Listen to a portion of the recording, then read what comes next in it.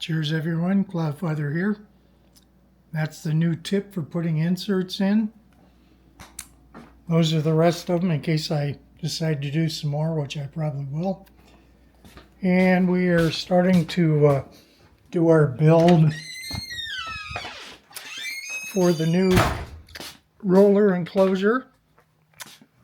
So this is the first set of rollers, and this is nice because it doesn't back up. It only turns one direction. So there's a little lever in here.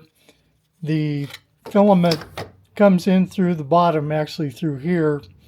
And this keeps the spools from making messes like this. This has been a big problem, and I'm hopeful that this will take care of that. These are all the rest of the parts that I've got. I've got 3 more of these to build.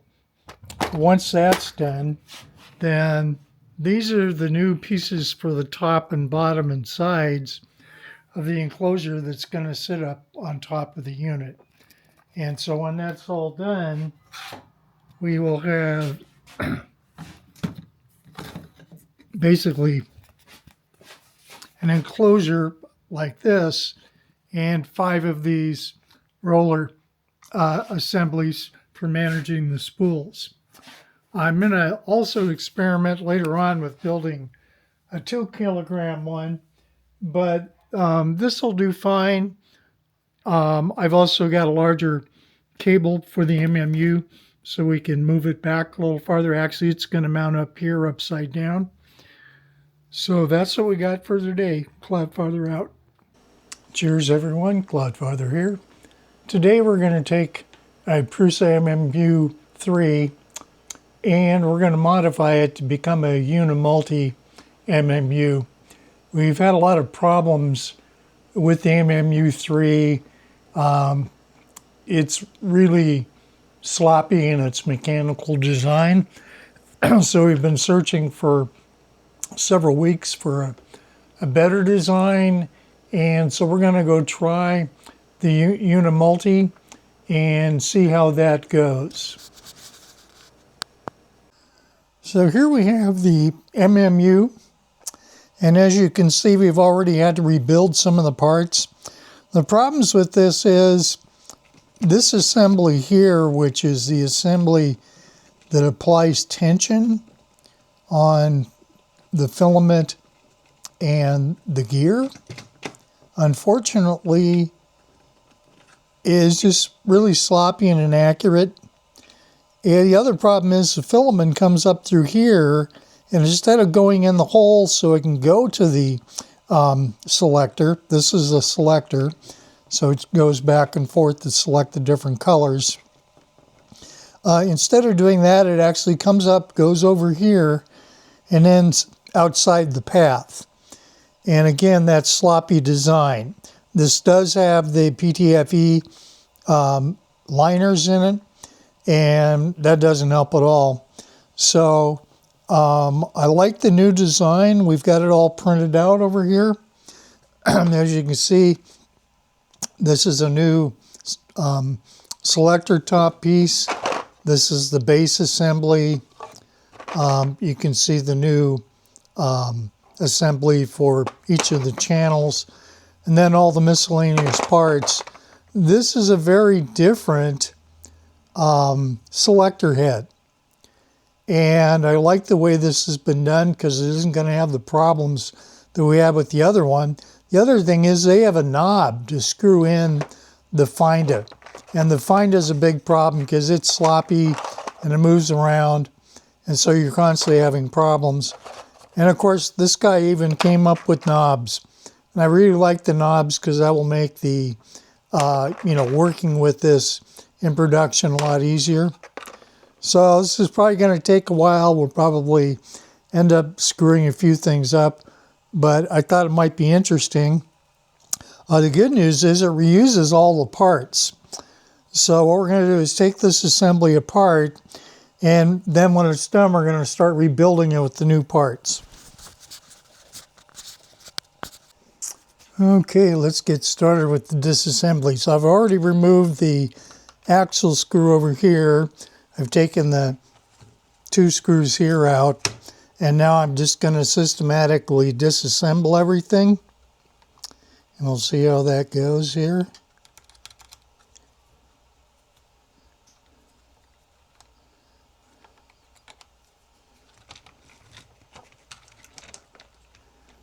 Okay, so that came out all right.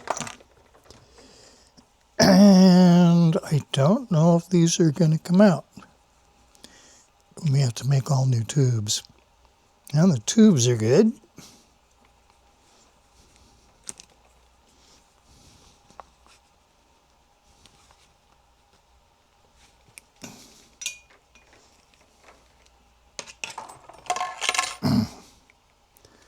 The part I want to try to save are these little, they're almost like LED holders. Oh, I guess we can do it that way. If it doesn't come one way, pull it the other way. So we're getting these guys out, whichever way they want to come.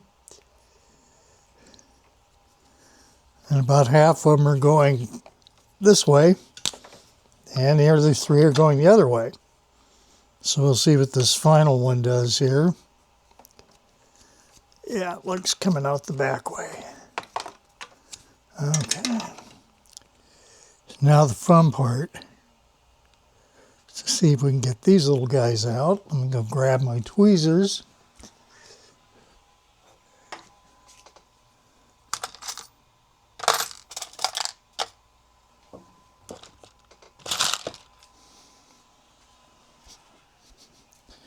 Okay, we're back.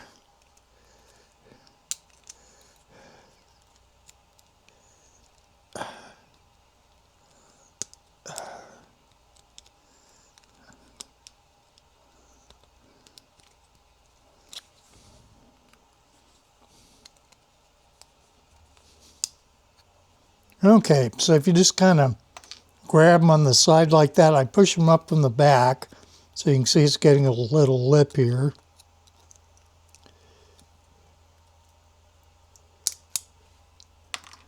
And that's doing well. It's not destroying them. These aren't that hard to get a hold of, but I wanted to use the closest parts we could. And in theory, we should have a very high reuse count, except for the printed parts.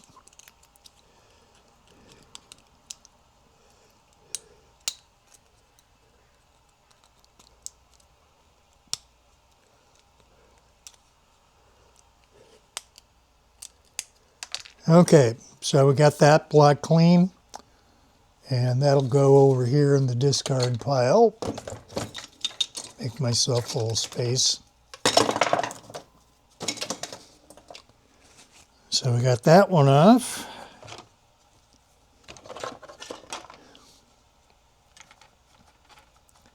So now we get to go find my little wrench here. I don't know why they couldn't done all of these with the same wrench. It would have made this a lot easier. There are different size wrenches. The other thing I really detest are these little square screw or square bolts or nuts rather. They eventually spin around. This should have all been done with soldering iron and inserts. If they'd done that, this would have been much easier to work on, much easier to assemble. It would have been mechanically much more stable. And since these are pre-printed parts, these are not parts I printed out, Prusa should have done that. I mean, it's just cheap, sloppy engineering, especially when we know we have good solutions around. I've done a fair amount of work with those inserts. I built my COREBOXX, which is the big box that all this stuff fits in, using those, and I was real impressed how quickly they went in, how straight they were, and they were just really easy to work with. So there are 3 screws on the selector stepper, 2 in the top and 1 in the bottom.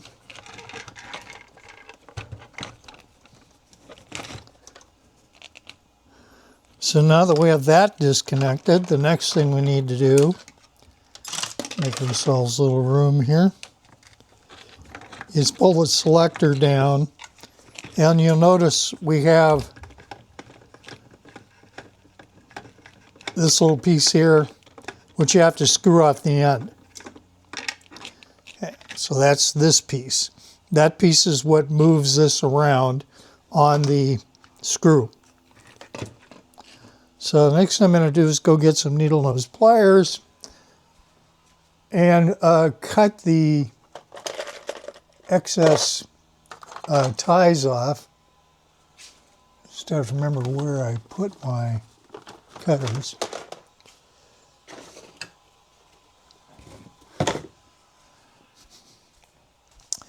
And I'm doing that because I'll just replace them. I didn't want to damage wiring by pulling and putting a strain on. These things are easy to put on, so we're just going to do a nice, neat job of removing those. And again, the goal here is to reuse as much as possible, but correct the design defects that are in the product. Okay, so you can see now that we have all of this, all the wiring is loose, and so now we can continue disassembling things. The next thing we'll take out, I'll take the circuit board off because they have a new mount for that too. And when I'm at the end of this video, I'll do some credits to thank the author of this better design for all his work.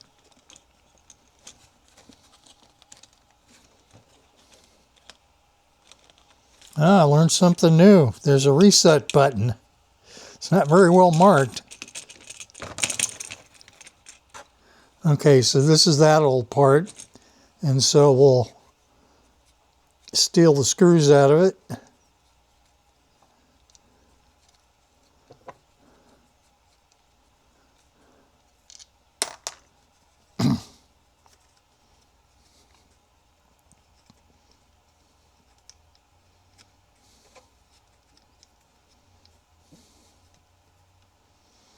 Get those off here. There we go. And what I'm checking for now is to see if it has any nuts in it. And this one has something in here. I forget where this part went. Oh, it's the top cover. So those are the screws that are embedded.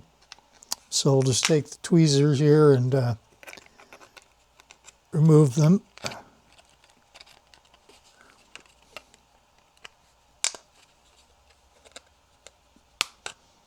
If these have been properly done, they would have done inserts. I have lots of these, so I'm going to skip that and just put this over in the discard pile. What I want to spend time on are things that I need so I can build the new unit.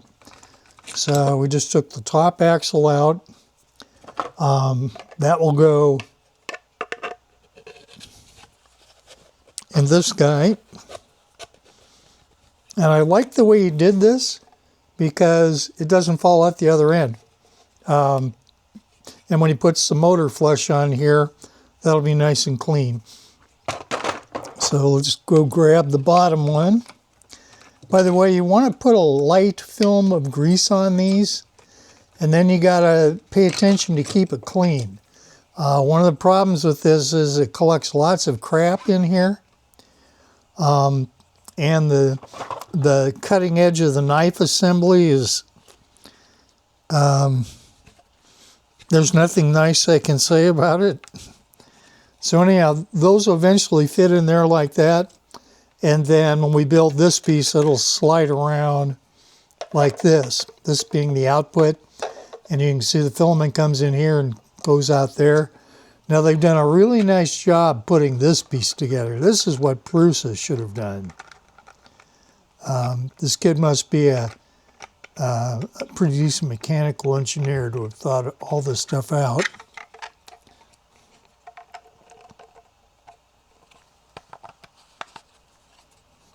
So that fits in there real nice, and you can see the light through the holes.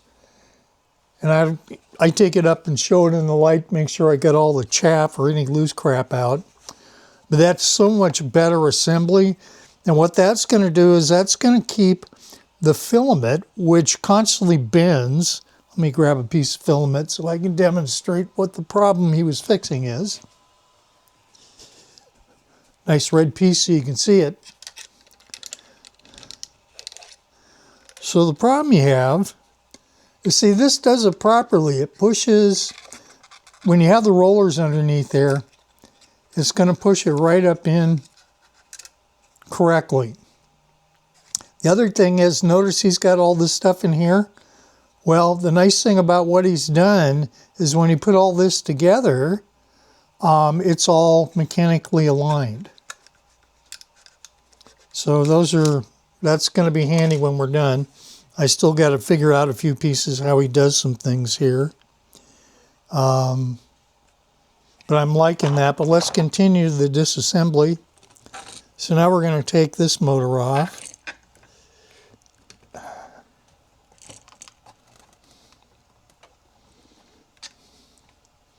One of these days I got to go buy one of those micro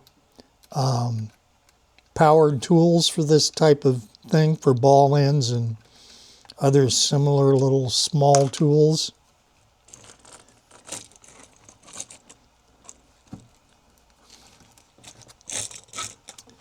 Let's see if we can get the axle out. I have to remember how these come apart. So there is a place we push in back here, and out pops the axle, which we'll lose in the next one.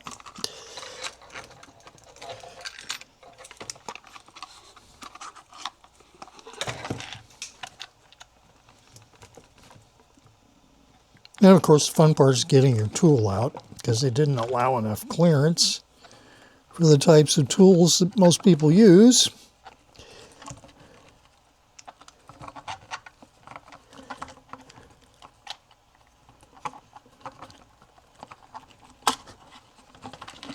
So we got that one out.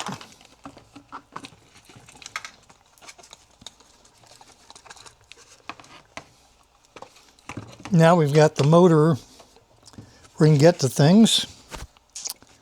So we want to pull out, trying to remember where the other hole was. Oh, they're down here. Okay, I don't know if you can see that or not, but there's 2 bolts down there.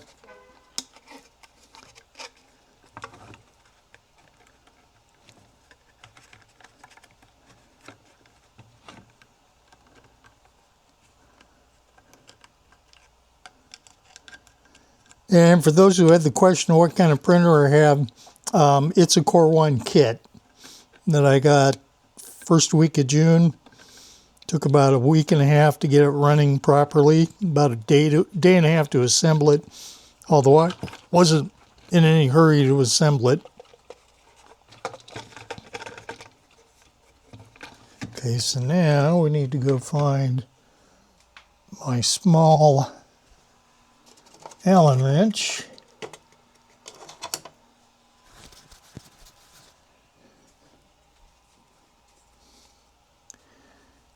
And we're going to loosen up all the little guides.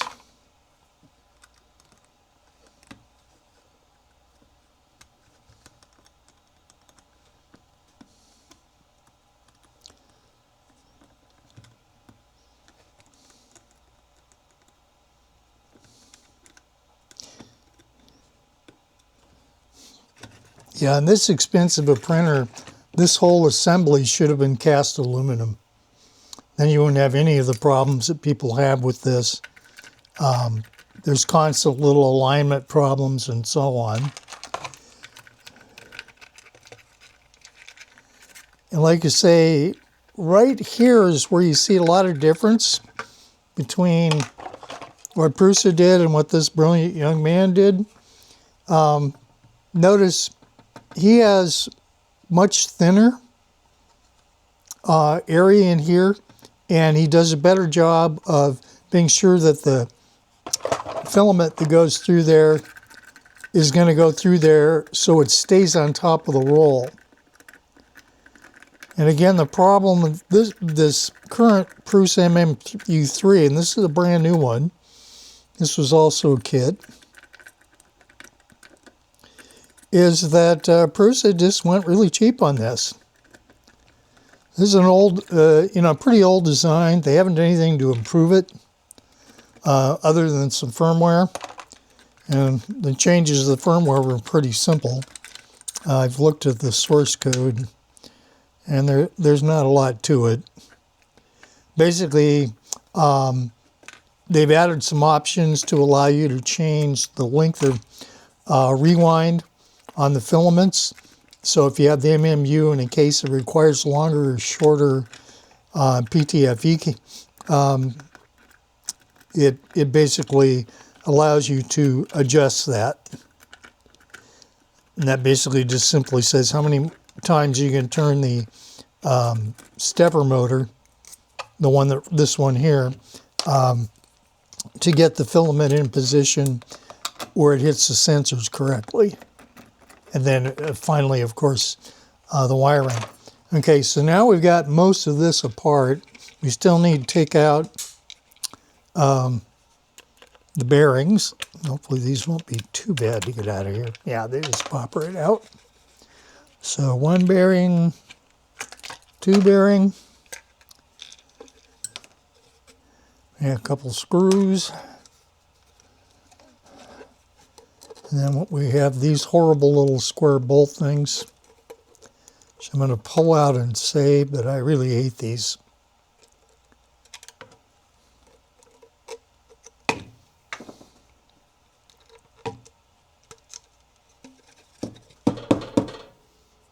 Yeah, maybe I'll leave that one in there, since I don't actually need it.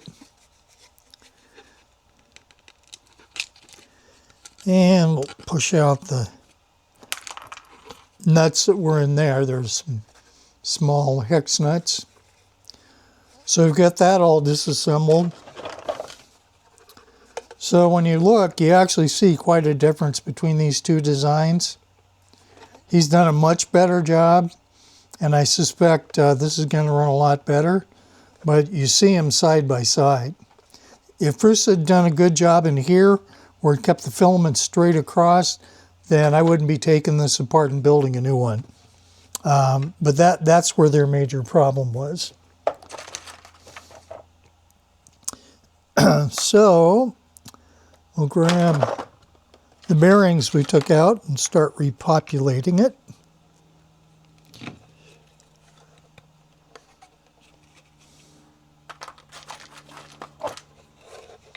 So one goes in each side.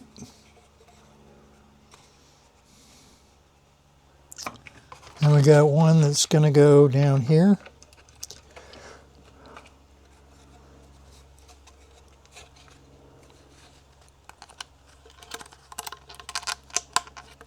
Okay, see how that's pressed in?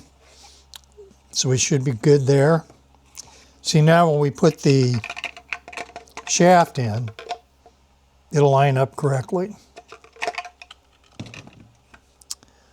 So now we need to put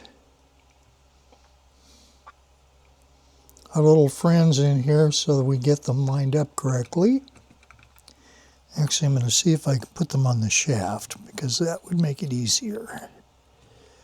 So we're just going to thread them onto the end of the shaft.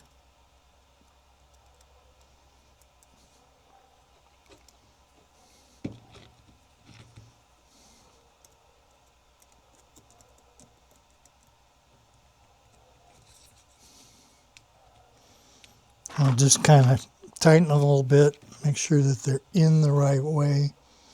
Yeah, they go that way. And we'll see if I got that right. I may have it backwards, but that's all right. We're having fun.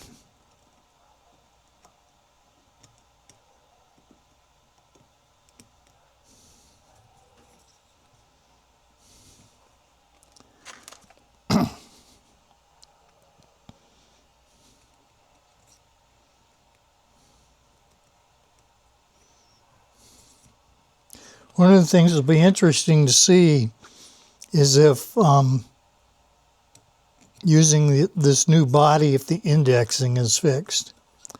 One of the things I was quite unhappy with is the fact that the MMU3 gets lost. It forgets where home is.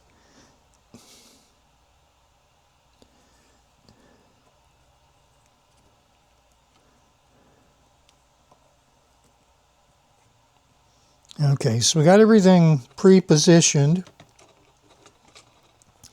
And this motor gets installed facing up, so we turn it like that to make sure everything's pointed the right direction.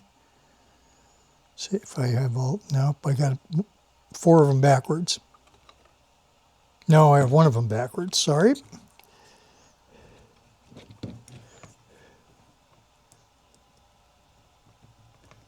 Okay, let's see how we do here. Okay, so I've got them all kind of loose on there.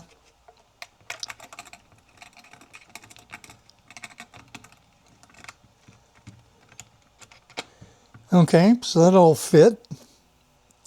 So now what we have to do is, you see the groove right here. You basically line up each one of these little guys so that when you tighten the screw and you put a piece of filament in here, and this, by the way, is a good way to do this, if I get it in the right hole. But you can see, if you get it correctly, the filament will just go right in. And it's those little pieces right there that make this work. And that's what's missing on this. If this had the same thing, I wouldn't have had so much trouble with it. Now I just got to get them all lined up correctly. So this one goes down here. And what I'm going to do is use this red piece of filament for a filament gauge.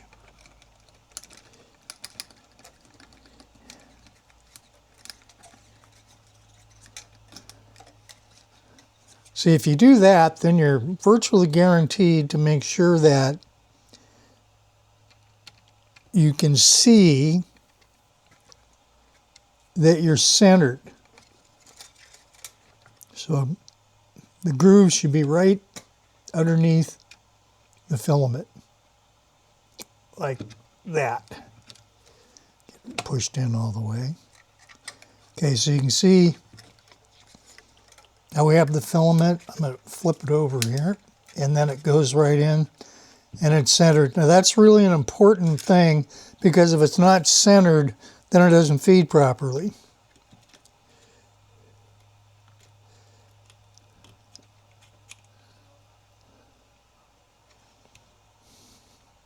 So on the next one, we're going to do the same thing. Go into port number 2 here.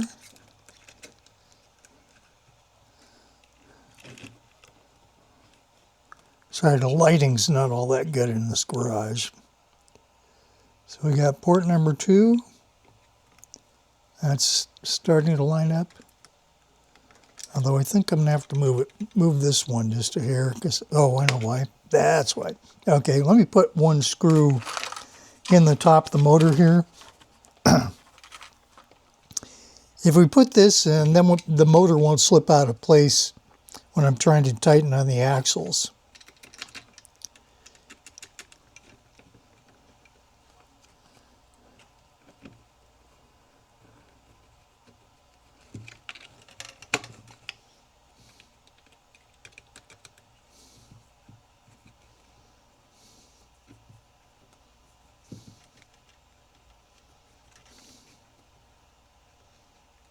Okay, so that's tightened.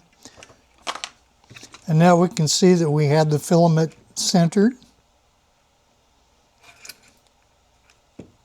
We could even move it over just a hair, which I think I'm going to do. It needs to come over just a hair. There we go. Now you can see it's centered in the slot like this one. Now we do the same with the next one. And there will be a little gap between them. And that's okay, we don't mind that. Key is making sure you got it centered right there.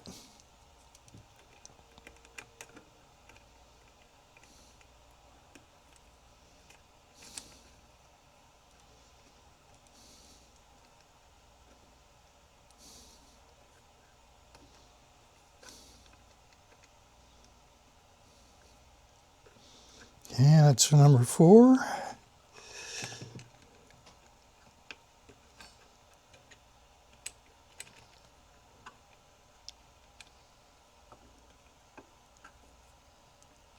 That's number 5. So we have them all centered in each of the grooves.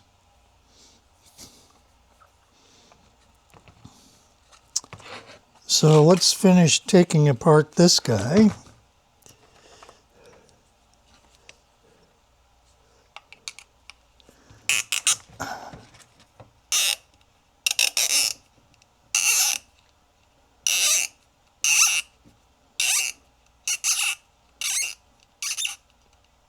This should have been an insert. You should never thread plastic with a screw.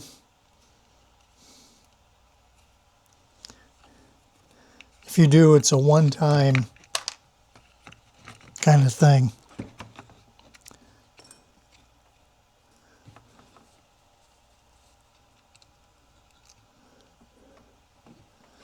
Let me go find one more tool.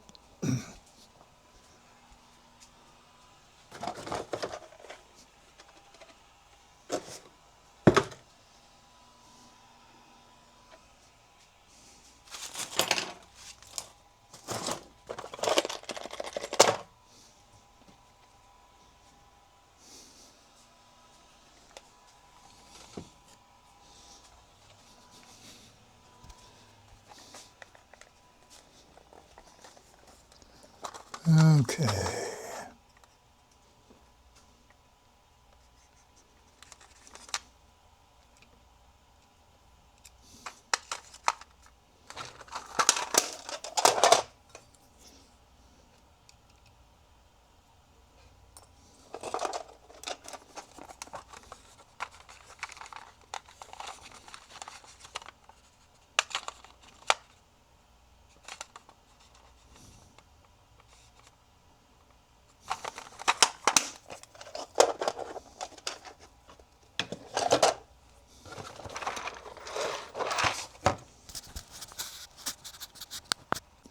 Okay, so we are now removing the screw that holds the drive shaft on.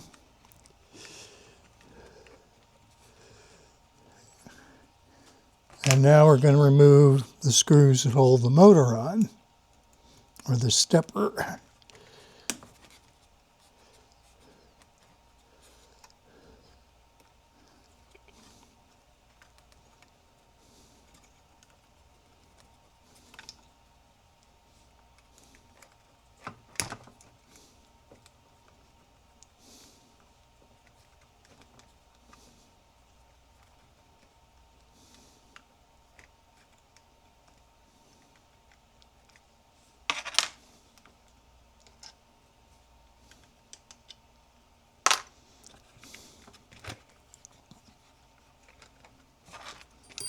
And you notice we have screws down at the bottom here as well.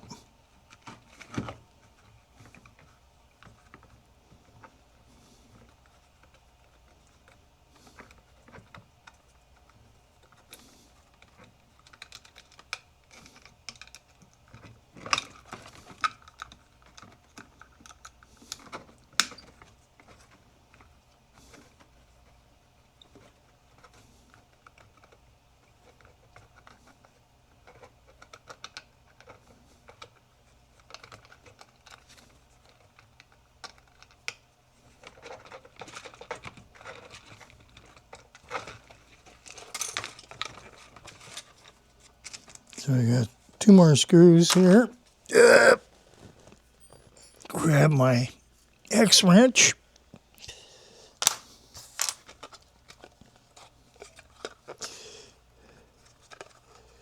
Oh, that's why.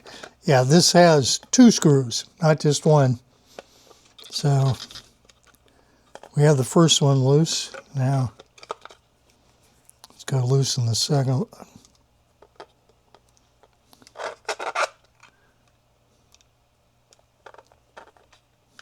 Okay, so now we have that loose and that slides right out. Okay, so that's this assembly. And we need to save the axle pin. This guy. That's what came in there. The motor holds the rest of it in. This one has a few of those hokey little square screws.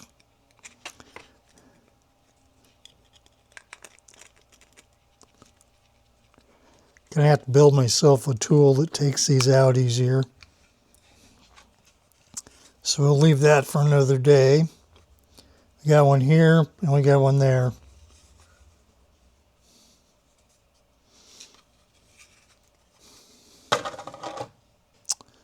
Okay, so we got this base assembly pretty well put together. We're now going to work on this. And this one was interesting because there's all kinds of shit you had to do to get this in. So the first thing we do is take the cullet. And this piece they should have used all over the printer. I really dislike where they put the plastic. I don't mind a bushing like this. That's mechanically sound. But, you know, if they'd done these parts properly, they would have had inserts so you don't have threading problems. Make them a lot easier to take apart, put together, and service.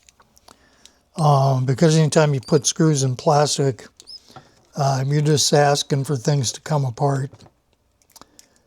You get a good, solid tighten once, and after that it will get looser and looser as the plastic wears down and breaks down. It's also particularly bad from a heat perspective because thermal expansion inside these cabinets cause problems. So we're taking all those 4 out.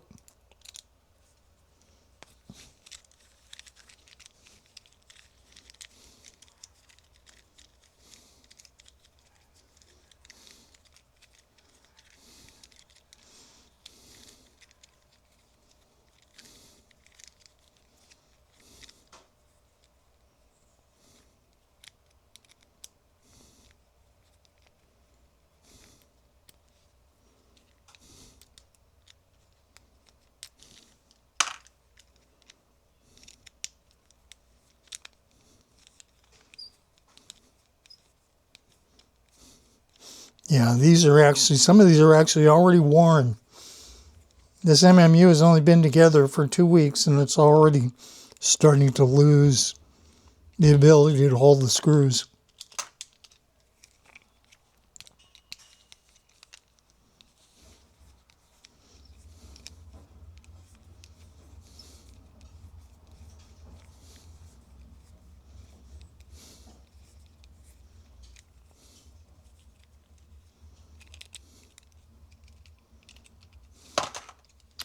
Okay, so that's what it should look like. So now the fun part. So we're going to go up from the back, see if we can push the pin out. Maybe it goes the other way. Take a minute or 2 to figure that out.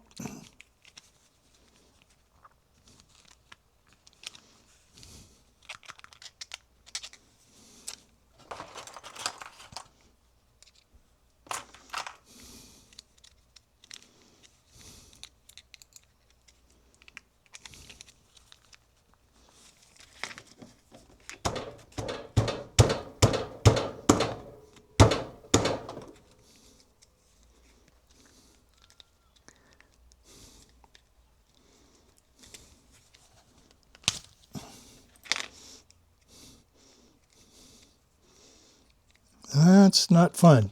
And it looks like I'm going to have to probably heat this thing up to get these bearings out. We'll see if there's any that come easy. There should be at least one.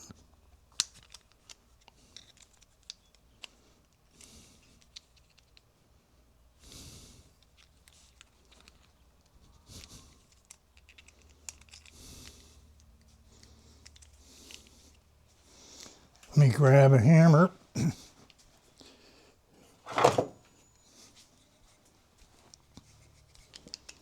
See if we can convince them to break loose at least.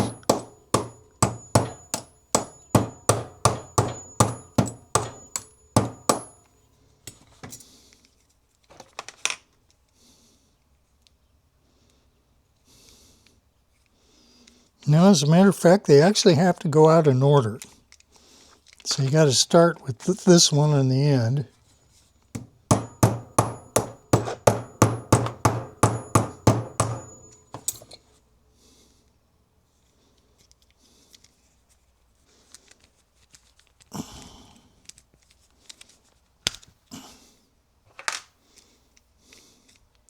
So I'm going to go saw these out.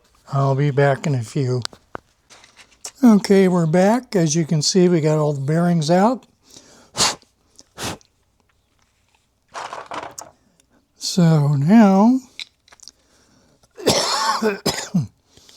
I'll start putting the bearings back in. Trying to remember what the right order was. It's not all that important because they'll pretty much go in there without a problem.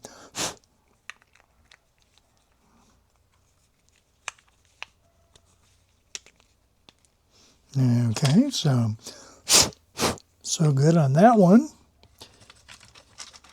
Now this is interesting because they are inserting from both sides, which actually I think I prefer.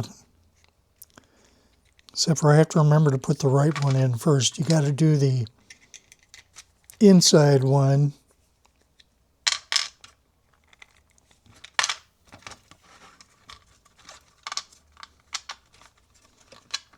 So if you look here where there's only two that are going to go in, this one goes through, and you push it through like that till it's fully seated. Okay, now it's fully seated. Now we put the next bearing in.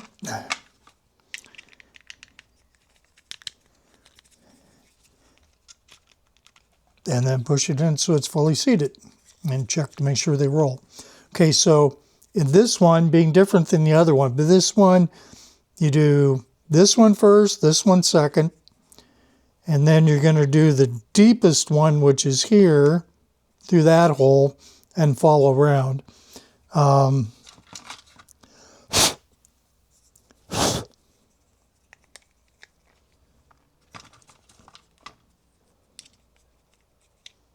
So here we go through the double hole. Yep, and that goes right in. I like this new design. Somebody was doing some good thinking when they put this together. Also, make sure your bearings are clean. So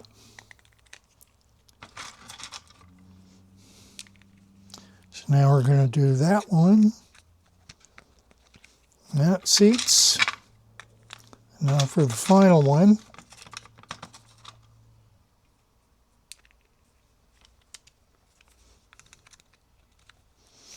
And I like that. That's well done. He did good on that.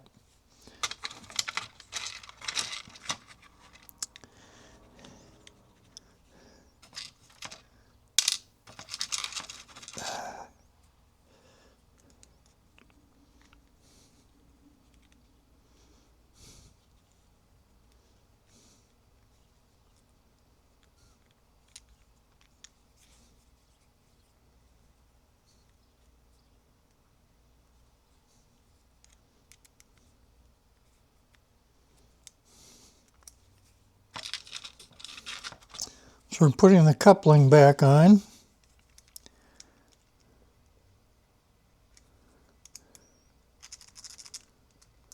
I'm not sure I've got that in the right hole. Let me check here.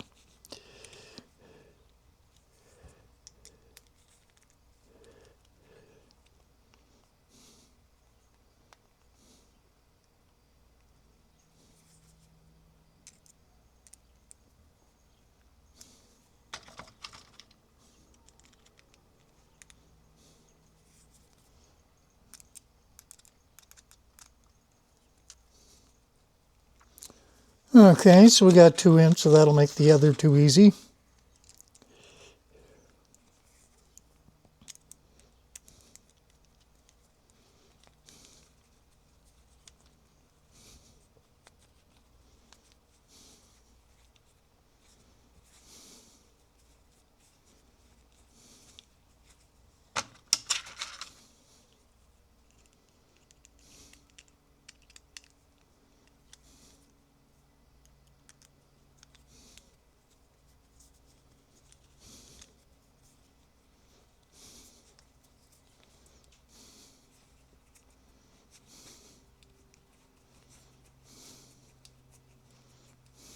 So far this has worked pretty good. All the parts that came out of the original MMU are dropping right into the new one. Again, I want to compliment the young engineer that designed this new piece. Prusa should just buy the kit's design. It would save them a lot of money. Knowing what I've learned about Prusa through some of their back channels,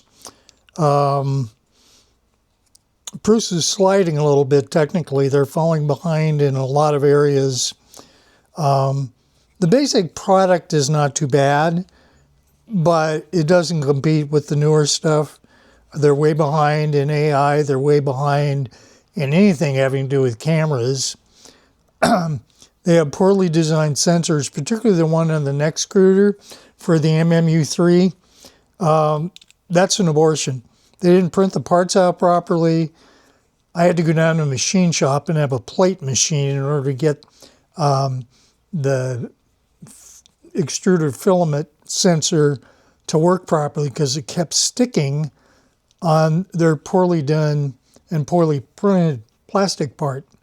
If they'd made a really good plastic part that was a matte finish, it would have fit and been no problem. But what they did is they made the mistake of putting a support in a bad place, and that support caused them all kinds of problems. Okay, now for the next piece of fun. So we're going to start putting the bearings back in here and get this guy set up so that we can put the pressure assembly together. Okay, so that seems to work. And so this should fit in here. And we wiggle it around a little bit.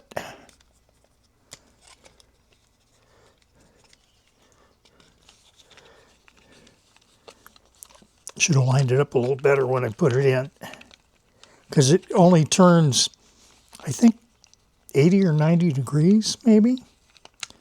And so if you don't put it in correctly the first time, it's going to bind on you. So you have to get it where it's like that, so it'll slide right on. There we go. Yeah, see, this piece stops here, and it stops there. So that's why it was a little bit of a bind.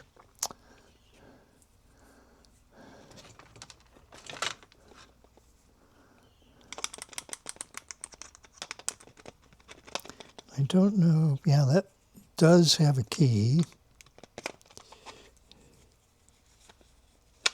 So I'll insert it like that.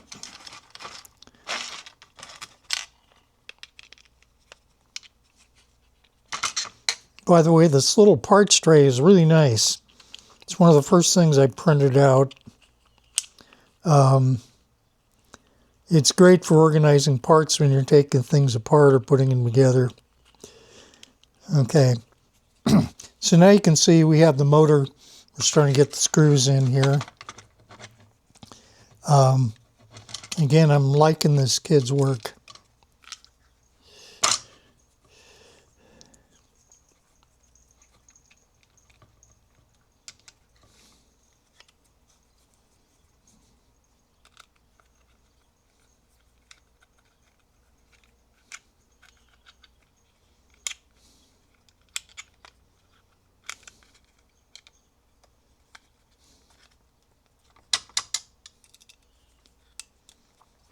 Okay, so we got the top ones, and as you can see, our assembly slides around just fine. We'll tighten up the bearing here in a minute. And we also want the alignment to be correct. See if this is the one I was using. Nope, that one's too small. What did I do with the other one?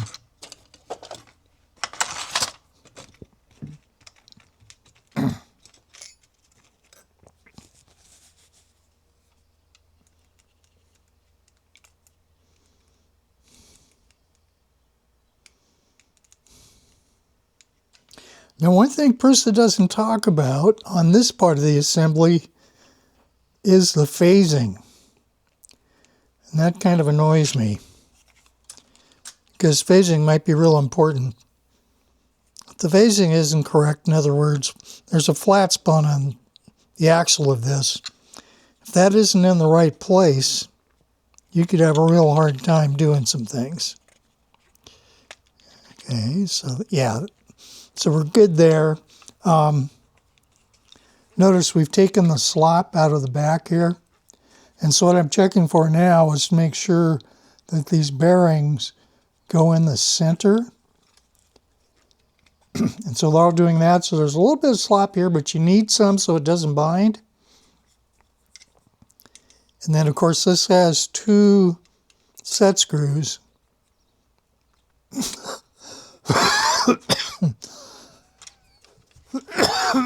Excuse me. And those need to make sure that they're tight. Okay, so I think we're good on this. You can see we can roll the assembly around the way it needs to go. Now we'll put the bottom screws in. These might be a little more interesting.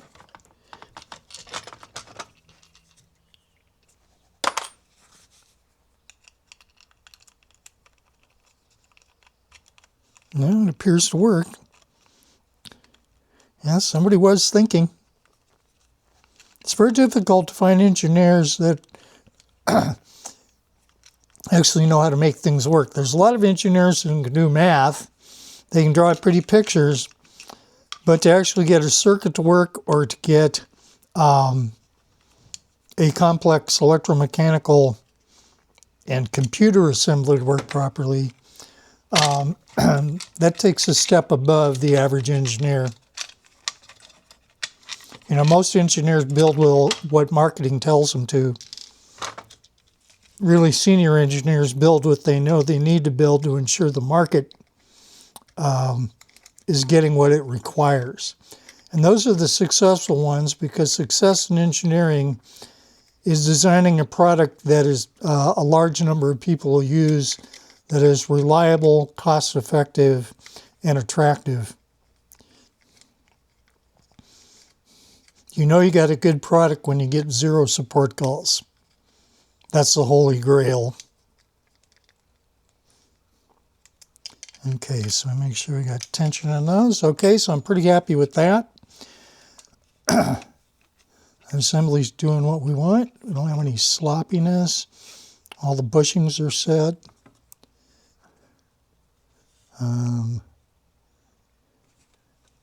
Interesting, you put a hole in here to hold the bearing in. Interesting. The other one didn't have that. So this little hole right here, I got to find the right size screw for. I got a small one right here.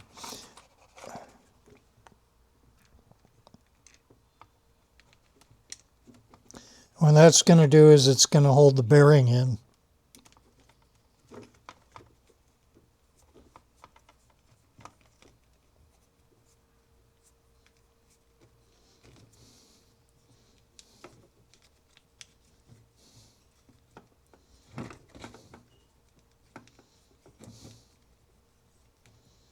Okay, so you can see the set screw there holding the bearing in.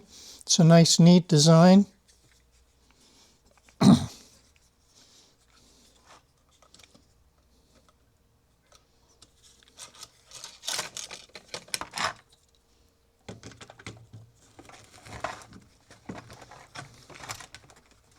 So we already put both our bearings in. Got to put our end pins in. Have to see how this all fits.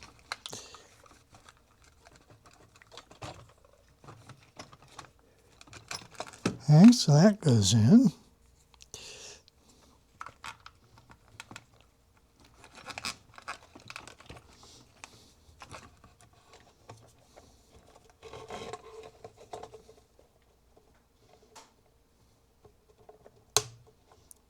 Okay. So we'll push that in all the way. Notice it's fully inserted.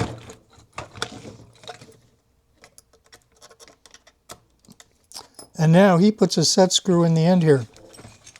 So I need to go find a couple small screws, but that's a really nice way to do what he's doing. It definitely keeps it captive and eliminates, it from ever slipping out.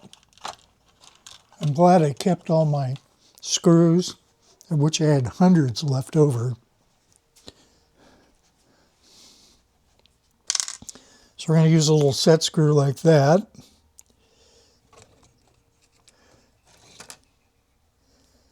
And let's see, how do we get in here? Okay, so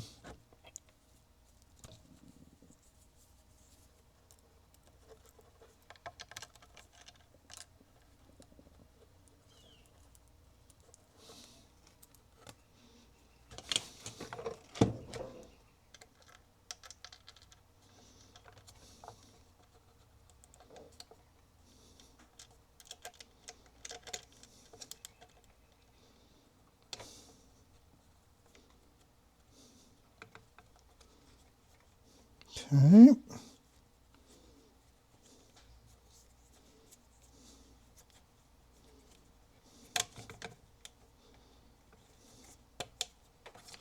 So we got that one in.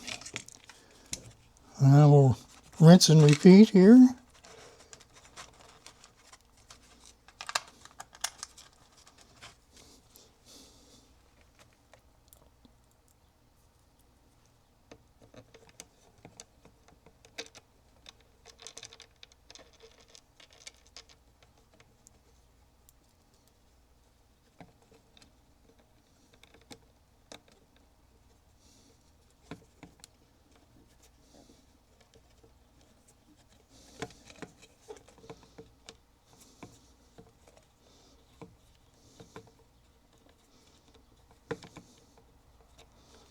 Okay, so now we've got that piece in.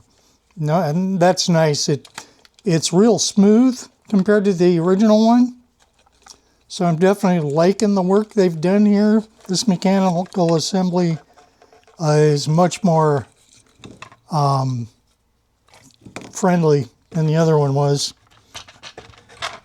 See a lot of good design here. I'm sure we'll have to do some tuning because you always have to with stuff like this. So now we're going to take apart my arch nemesis, the Finder. And this is where the boys at Prusa just don't get it. This was such a dumb idea. This could have been done so many other ways that would have worked better. It should have been done photo-optically. If it had been done photo-optically, this is a magnetic sensor, by the way, probably a Hall effect device. It would have been a lot easier to deal with. So we'll take these screws out. These will, not sure this part gets reused or not. It might, but I see one in here that's similar. Gonna have to tinker and see what we're going to do about that. I can probably heat this up and remove this. This is the part I think replaces it. And it might be that I can still use it. I don't know. We'll have to see. Yeah, if I heat that up, if I heat this up and pull it out, I can press fit it into here. So the one thing we want to make sure we save is our little ball. And just as importantly, the tiny little magnet right here. If you lose those, you're not going to do well on this project. So there's that. And we got a screw to take out of here. we need to remove, we're removing the brass, for lack of a better term, crude bearing. And it's fine for what it is. There's virtually minimal load on these. So the fact that they're just kind of sliding in the plastic with a friction fit is just fine.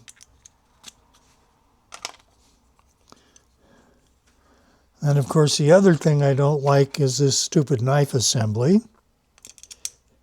And this right here should have been, there should have been a metal or a PTFE right here. That's where your filament goes through, and then it comes out here. And what happens is it gets stuck on there, and then you get debris in there, and it hangs up all the time. So this whole assembly should have been metal. 4130 or 4160 aluminum, mild steel, any of them would have been fine. This is the area that has to have the greatest precision.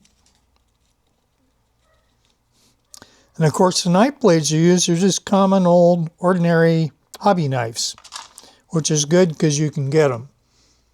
And note, they fit at a slight angle. There's two different types. There's a B and an A. The later MMUs use the B. And of course, we have to fish out all these little nuts, but I don't think I need more than 3 or 4. Let me go locate some. I'll be right back. Okay, so we're going to start assembling this and see what it takes. So we'll start with putting in the little nuts.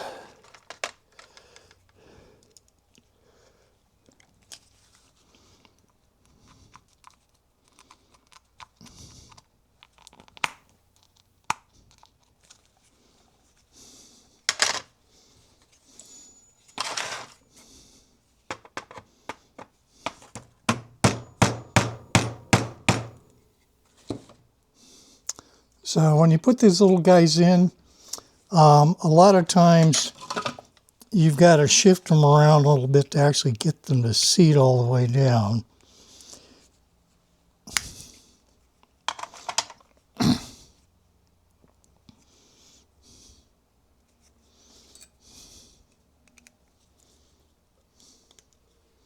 Because if you pre-center them, then it makes it much easier to put the bolts in.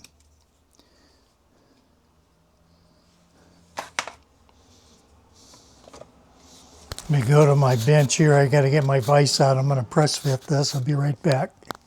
Okay, so we got our bolt for the find up in there. What I'm doing right now is making sure that there isn't any pieces of crap in places where we have to get screws to fit. One of the problems with working with plastic things is no matter what they do, they always have a little bit of garbage left over, and that can be quite painful if you're trying to get something built correctly. That one's all clean.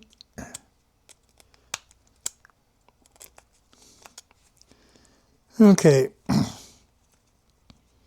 so we'll get our little nuts in.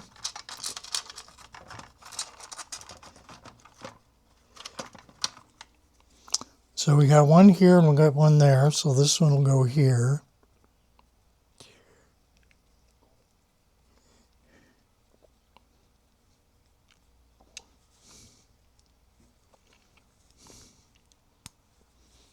So that one went right in.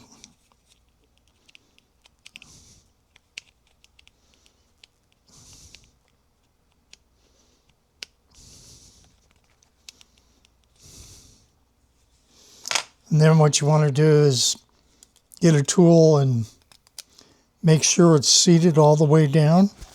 So I'm going to go do this in my bench. Okay, you can see that we've got our holes lined up and we have our little nuts in. And again, those nuts are real pain in the ass.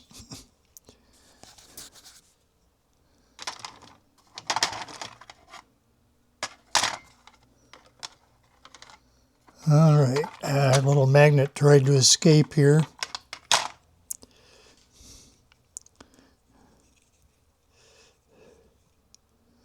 So this little magnet goes in right there, and its job is to keep the ball in here so the finder can find it. The filament's going to go through here and come out there.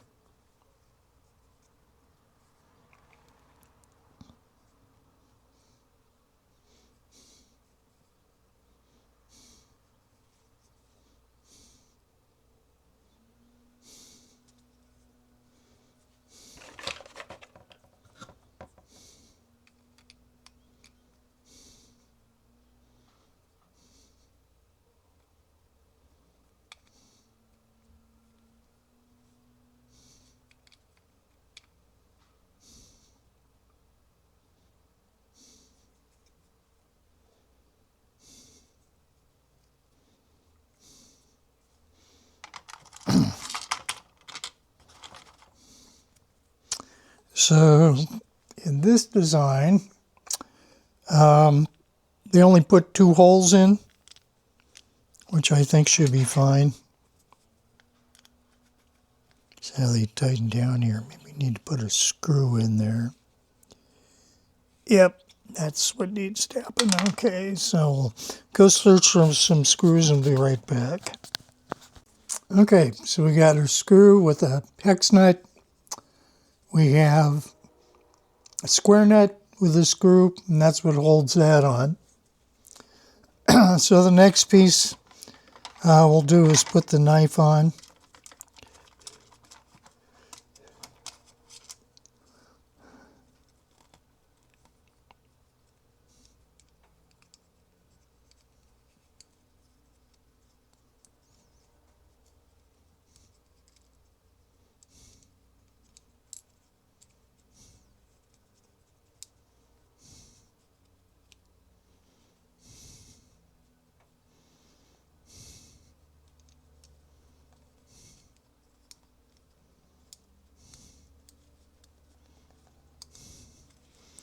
So the knife is going to go in like that because it slices here and it slices here.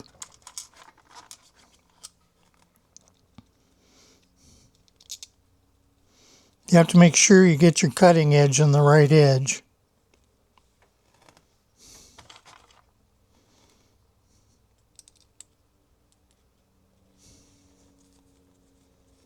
Ah, damn it. Okay, as you can see, we've got the knife blades in, and the edges are here and here. And this is actually a much nicer cover for them. It's easier to get things in and out. So let's put the brass bushings in. That's these guys. And it looks like I'm going to have to clear the hole out here. There's a little bit of chaff in it.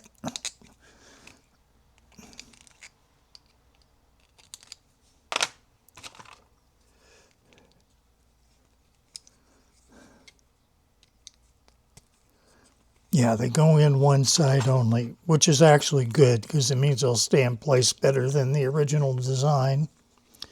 So they go in like that. So we'll push them in.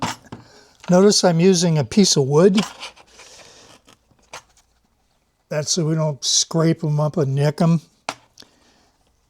And then you got to make sure that they're in there square so they're flush here and here.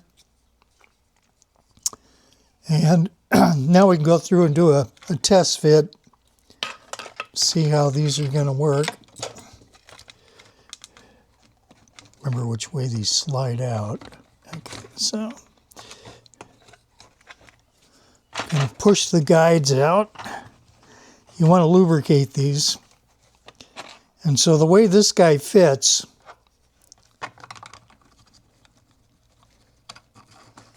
and so what I'm checking here is the rail to make sure we have a smooth fitting rail. And that's already much smoother than the original one was. So now I can go back to finishing this piece up. We have a faceplate that I've got to do.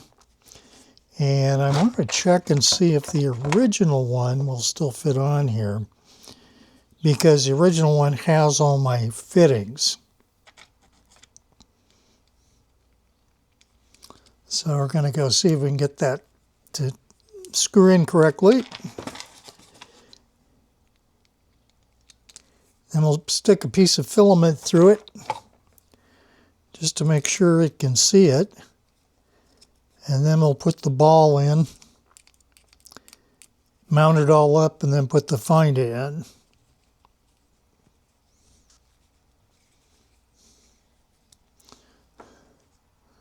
So let's get our test strip out. So what I want to do is where the filament goes in is right there. And as you can see, that's perfect. It goes right through there.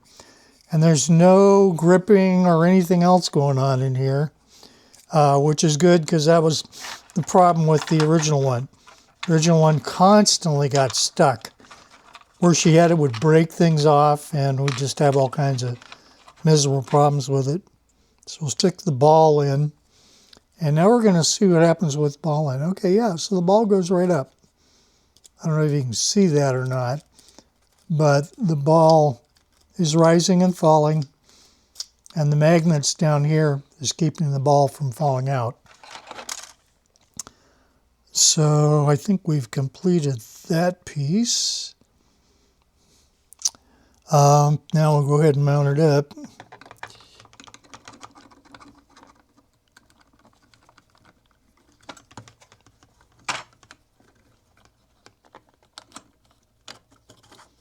Okay, there we go.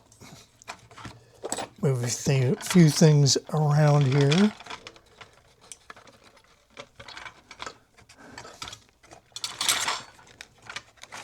So we'll go ahead and push these guys all the way down. Make sure they're in. The motor faces here like this, so that will keep them in the assembly. Notice how smooth that is. The MMU3 has got lots of resistance when you try to move that assembly back and forth. And that's not what you want. You want a very smooth assembly. I'm going to take a little bit of grease, just a small amount, and we're going to work that back and forth a few times. This is Prussic grease. It's essentially Vaseline. Or if you're really kinky, you could use Vicks or Bengay. But that's got a lot less resistance, and half the problem we were having is that was breaking on us. Now there's some other parts we got to get in here. I got to remember where they go. I think I have two of these for some reason. I think we only need one. So the question is, do we go purple or do we go black? Yeah, those are identical parts.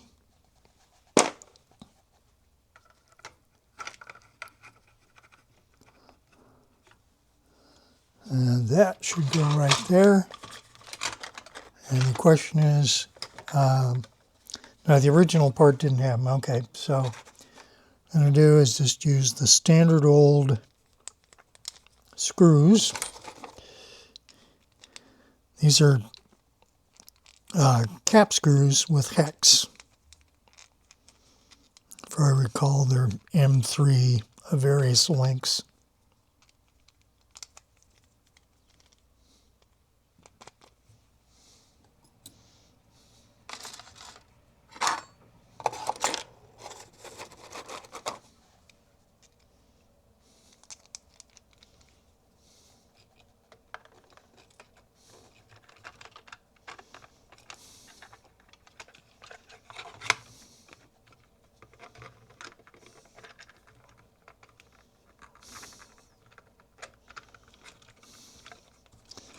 Okay, so if you wiggle around a little bit, it's not too difficult to get these in. It probably would have been smarter to, got to put the nuts in. Okay, let me go search for some more square nuts. The good news is I have lots of them, so the best investment you'll ever make is to buy lots of parts.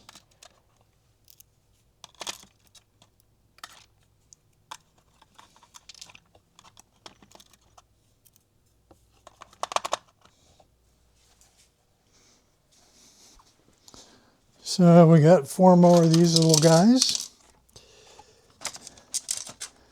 And they're going to go these little guys.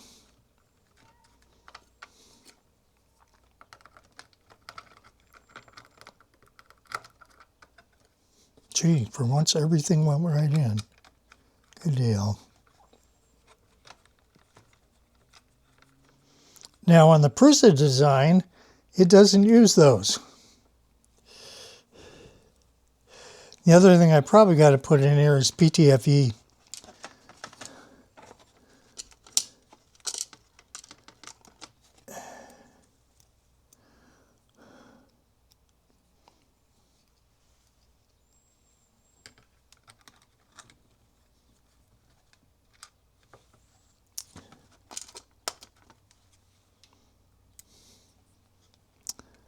And for those who are curious what this was printed out of, this was on printables.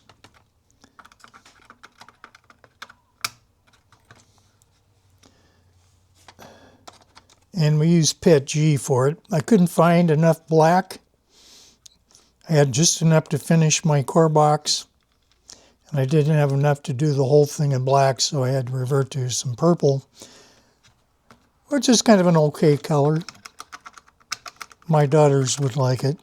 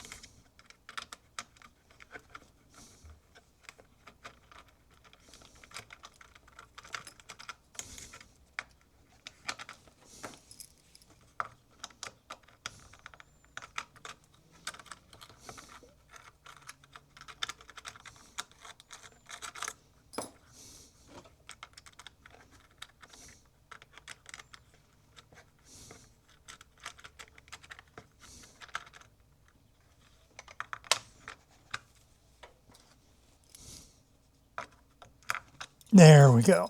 Now we got. Problem I was having is one of those little square nuts didn't go down all the way.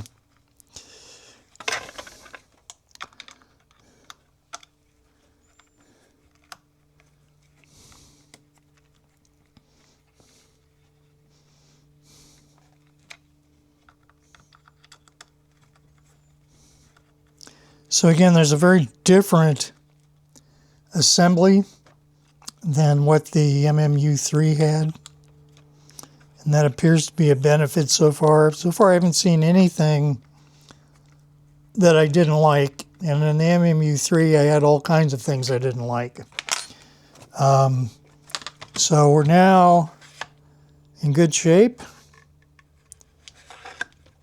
I don't know if this needs PTFE tubes. I'm going to go grab some. We'll see what we need. If we don't need them, that would be good.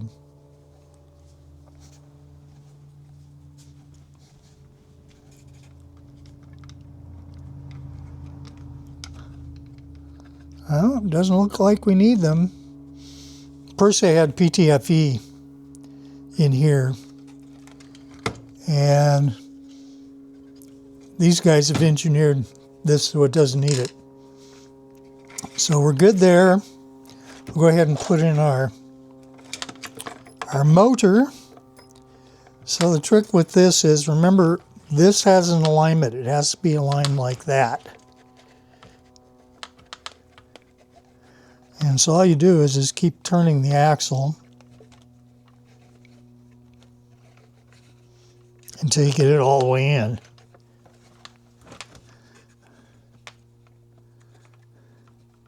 That's interesting. They let that float. Oh, there must be a piece that fits on there. Like I say, I'm still catching up with all the parts here. I'm sure we'll have some adventures on where some things are, hold some things and so on.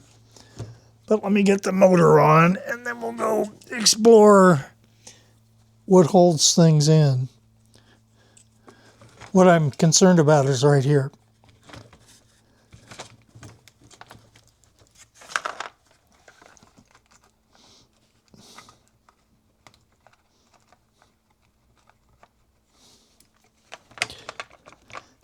Now the other thing is you actually want a little slack right here when you put this in. And that's so it homes properly.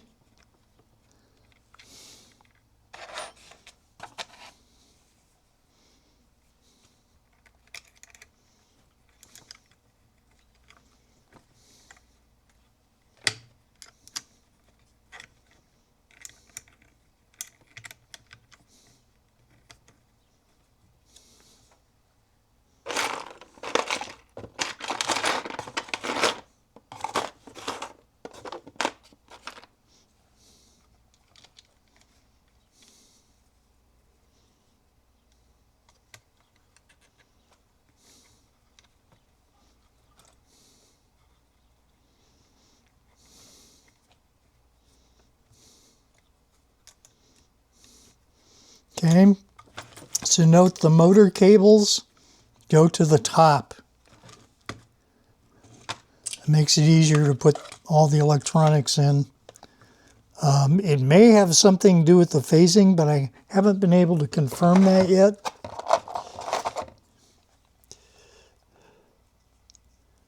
So the question is, they've got some really interesting parts here, but I'm not sure where they go. So I need to do a little exploring here. It looks like a nozzle adapter.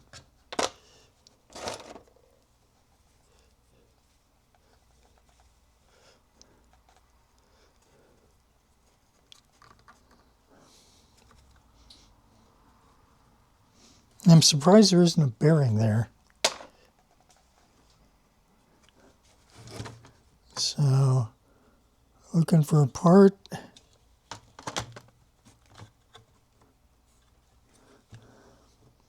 Actually, that can't go anywhere because as long as the motor has screws in it, it has Z2 bars, which keeps the assembly all together, so there's nothing needed. Another interesting design innovation.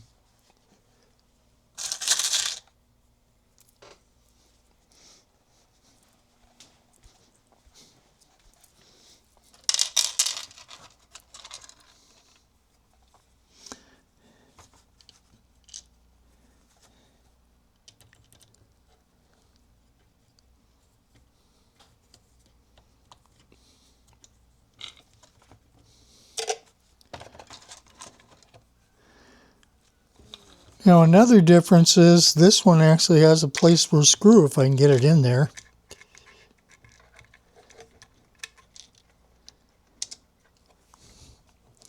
Now the question will be, can we tighten it from in there?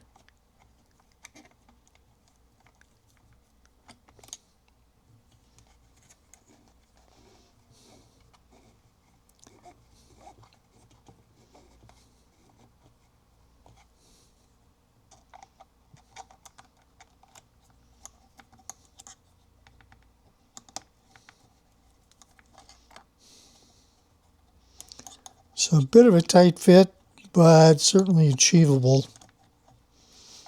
This requires persistence.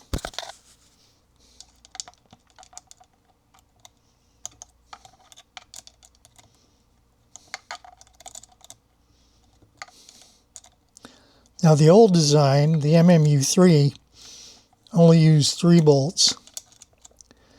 And in this particular application, that was probably fine.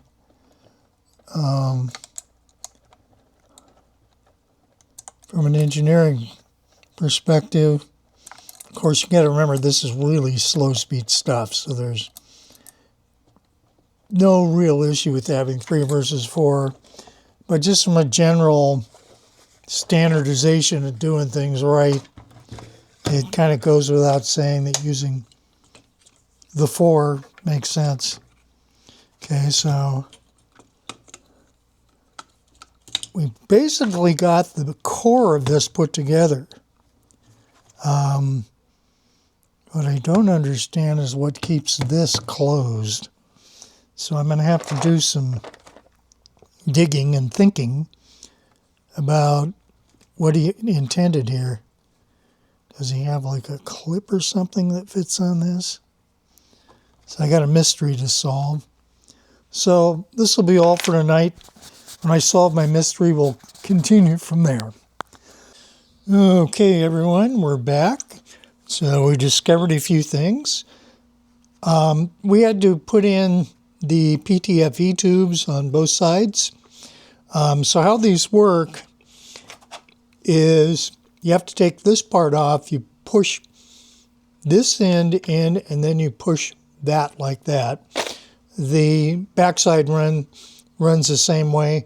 This uses about a 15 or 16 millimeter screw. The rest are all this size.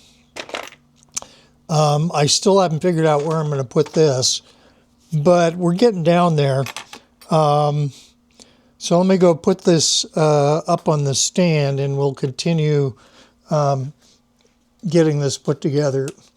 I want to thank the folks on Discord because they had a lot of good suggestions.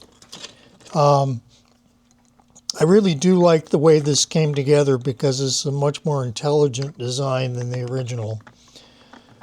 And it's much easier to put things like this piece back in.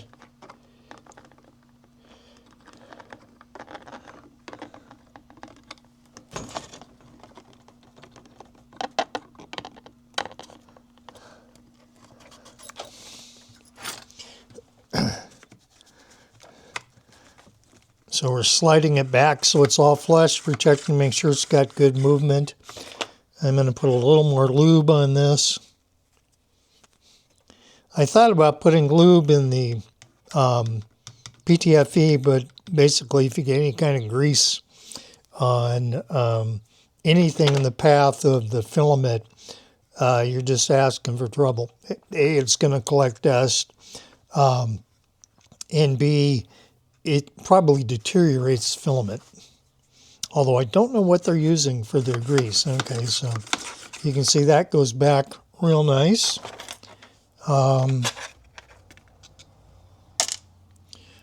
Put our servo motor back in.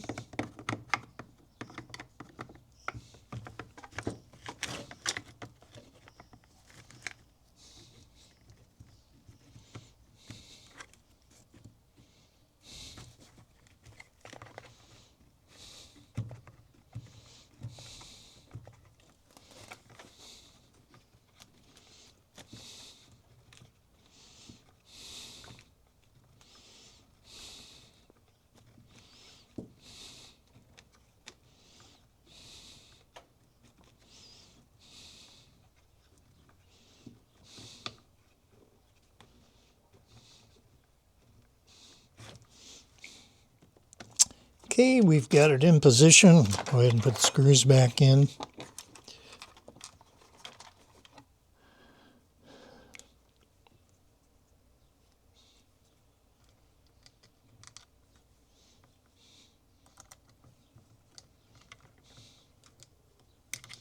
I'm going to definitely invest in a little power tool for doing these kinds of projects. Definitely kind of a pain in the ass. But if you had a right angle feed one that would run all the various sorts of tips that you need, basically this set right here, that would be pretty slick.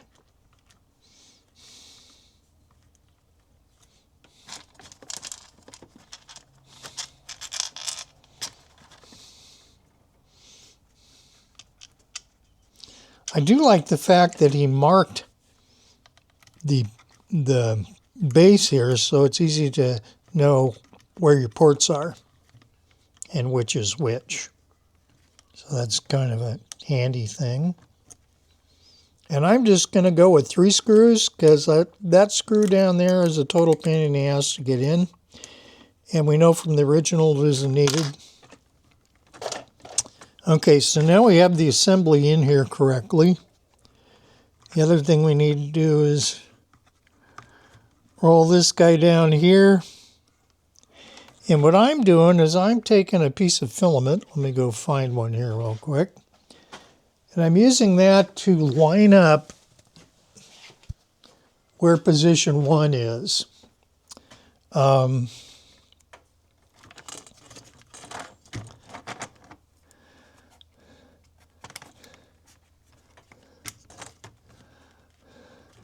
This way I know that I've got the bushing in the right place. Okay, you can see that goes right through. And I'm wiggling a little bit. Yeah, so that's what you want right there. And what you want to do is adjust a little bit till you get it the smoothest. There should be nothing binding in it. You don't want to be hitting the stuff. Now, one thing that would be really helpful is if they put a mark right here so you could see when you're lined up. Now, the other thing that we can look at is, remember we had the discussion about lining these guys up. Notice how the filament's perfectly centered. And so you have to make sure that all your filaments center up that way. So as long as we're here, we'll go try all the other ports. Yep, that one's good.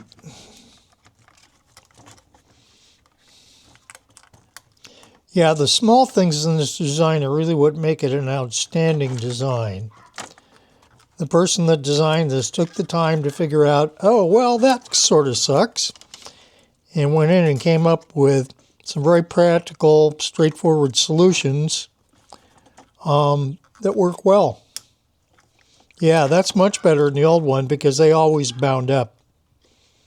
Part of it is the poor job they did of printing them. But yeah, everything's very smooth. So hopefully everybody can see that okay. I also like the fact that they have a knob here for the Find It. The Find is really interesting. It has a little LED in it. Now, one of the things I really like about this design of this B17 is this lever. That was really smart. That's where Prusa just didn't get it. You know, Prusa just designs stuff to get them out so they can sell them. And I don't really have a problem with that, except sometimes those design choices are kind of stupid. So where this one is going to go is up here, and I'm now looking for 2 holes I can put in with my heat insert, and we're going to see if we can figure out a way to put an insert in. Don't know if I can get down there with this, but we will give it a try. No such luck.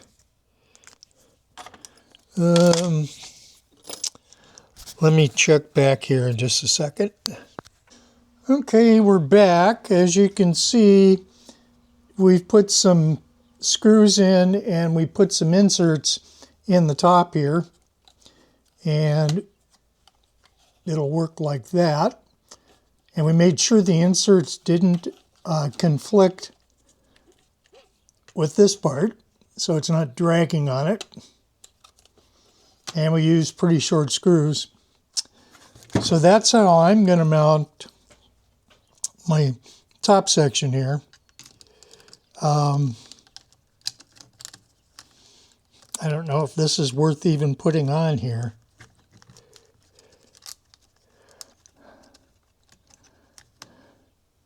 Mainly because you won't see it when it's inside the cabinet.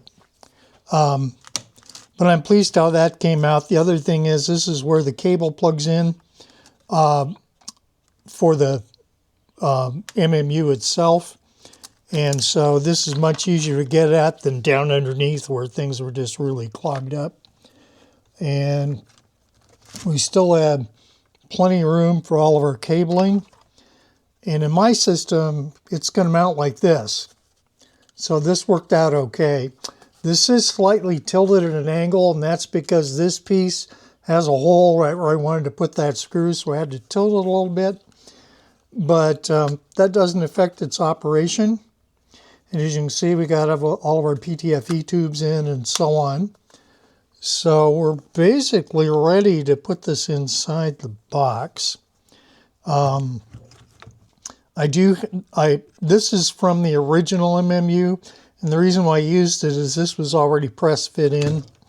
I am using the screw to set the distance for the finder. Again, I wish they'd done this optically. It would have made a lot more sense. So we'll go see if we can get this bolted on the back. I need to put a nut on the other side of here too. This had one of those square nuts, and the first thing it did was break this. So I'm simply going to put a hex screw on the end of that, which works just fine.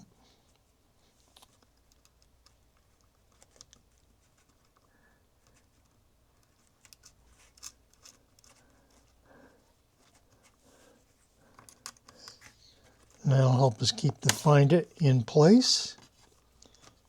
Okay, now we're going to take a look and see where the tip of the finder is. Okay, I don't know if you can see it or not, but the tip of the finder is just showing at the top. It's basically flush. And that's the right starting position. The other thing is we have set the first port up and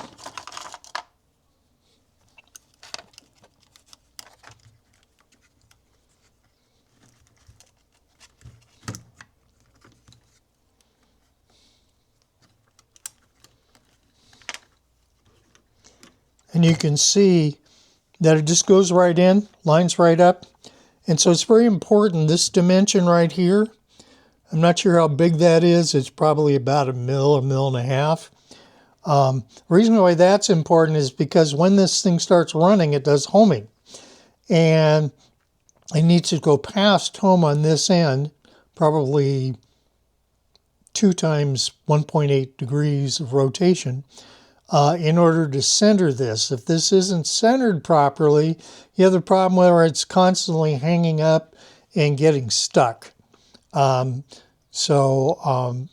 will help. The other thing I noticed too is when you put this down and pull stuff through it, it's just solid. There's no sloppiness at all.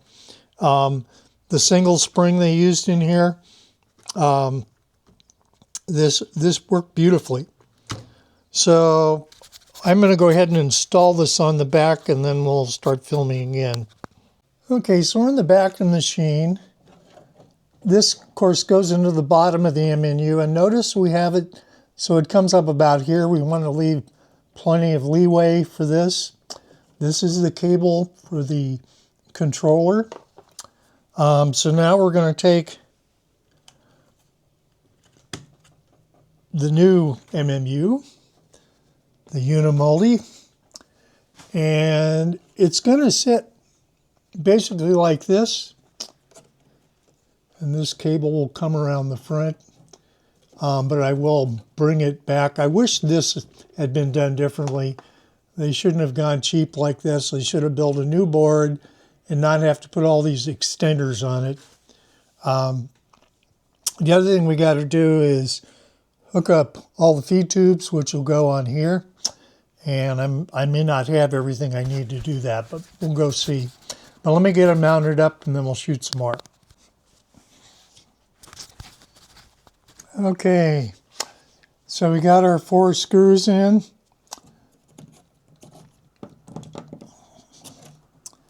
And you can see that we have enough clearance for this. And so now we're going to hook up the main feed line to the extruder. Oh, I know what I forgot. They have a little thing for this. I'm not quite sure how it's going to work on this, but I figure we'd check it out.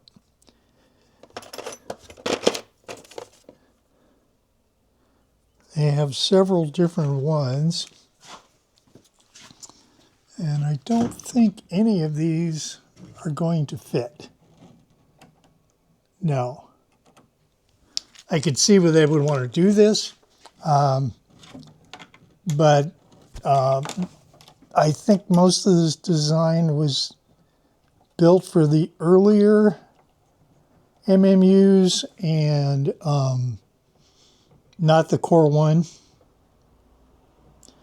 Okay, so we got that guy in. Just for grins, I'll put a piece of filament in here and see what happens.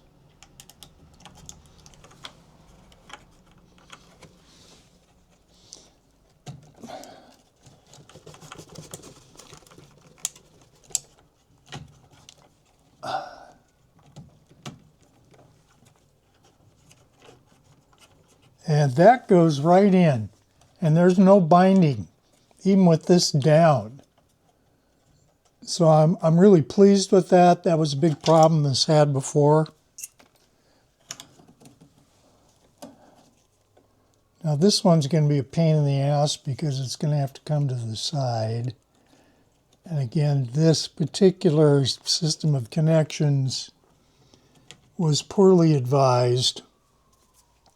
I'm going to go get some wire ties here and we'll start seeing what we can do to do a better job of integrating this than the vendor did.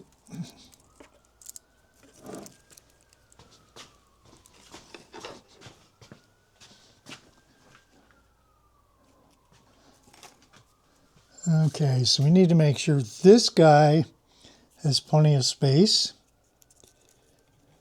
because it's got to go back and forth.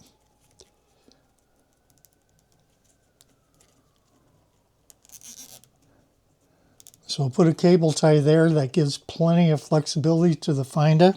Right now the finder is loose because we haven't set it up for adjustment yet. And then we'll do a little bit of cable cleanup here.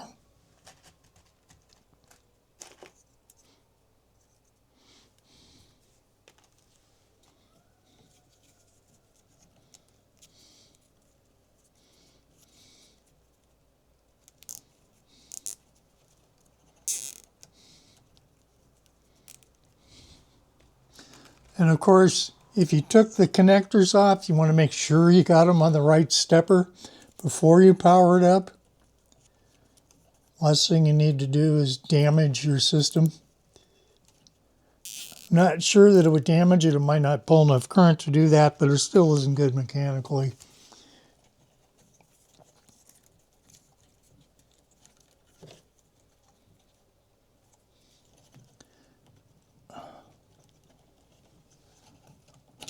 Okay, we're going to run this one underneath.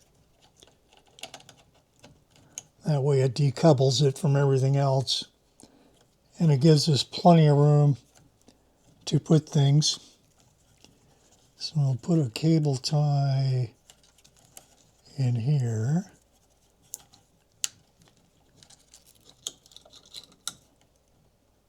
Our goal with this is to make sure there's easy access, that the cables are not getting caught in the door. If I was going to build this part again, I would have made the door an inch wider because it would have given you a lot more clearance. But generally, it's not bad. I mean, this is a pretty well-designed product.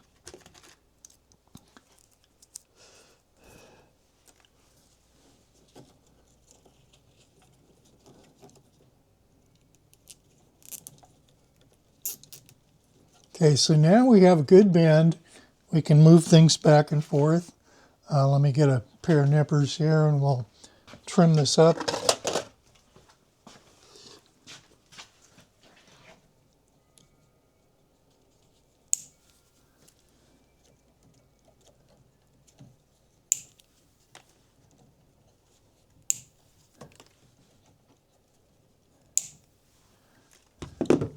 Okay.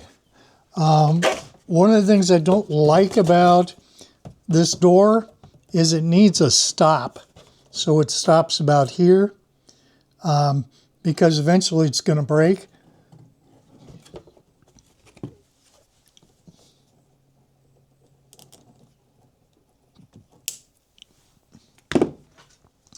Okay, so we have all of our switches in the same place. The reset switch is over here. All the lights are where they used to be. So we got all this side done. And we're going to check our clearances here. And that's reasonable because I wish there was a mounting point right here because we could take these down and make them a little less in the way. But it's acceptable. I mean, there's no problem with getting access. So the next part is I need to do some thinking about how I'm going to do this. Those are where all of the PTFE tubes go.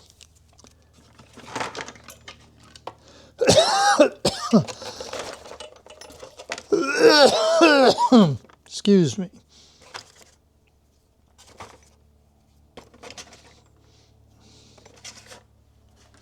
So I'm pretty sure we can just use these little guys and put them in. I do have 5 of this type of guy, but I don't think it will fit.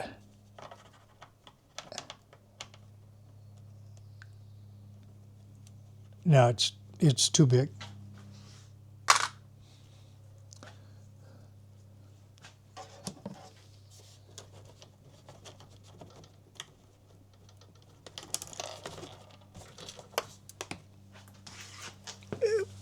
Got a runaway here.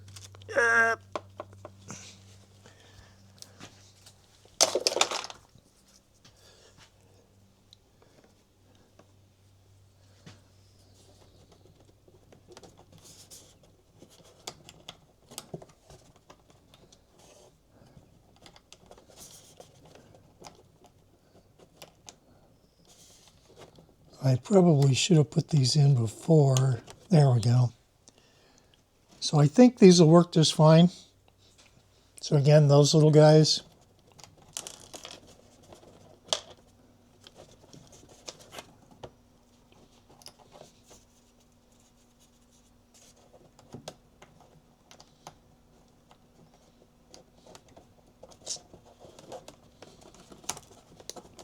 Okay, so I got that one in. And a couple more to go here. And these little guys, you kind of squeeze from the side, and then you seat them in. These were removed from the MMU buffers. And I really don't like reusing these, but I don't have anything else I can put in here today. I will order some more because I like to have new stuff in because it's just less problematic. But if we can get them in here, then we should be good.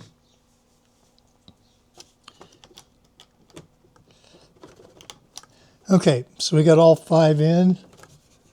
Check to make sure they're fully seated.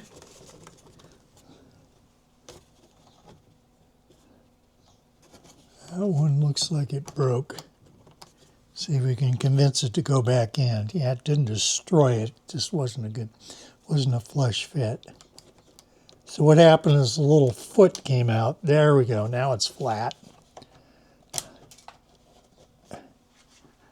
Oh, goody. Now we get to go search. Be back in a few. Okay, we got all 5 in. These are our 5 PTFE tubes.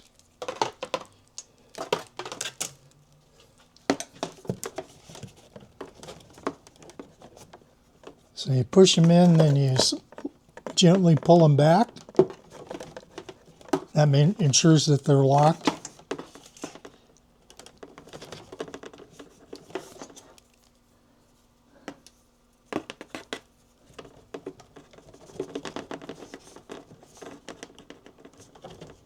Okay, good.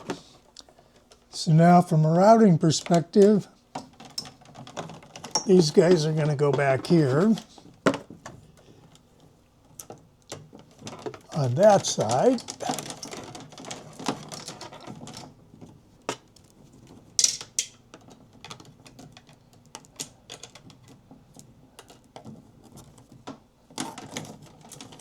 And those guys will go on this side.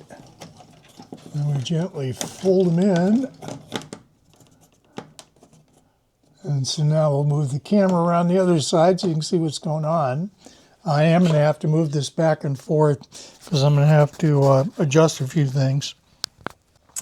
Okay, so we're going to pull these guys up.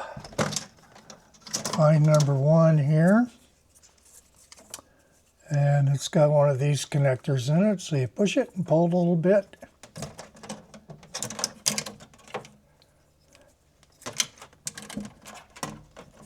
And then you start routing your stuff.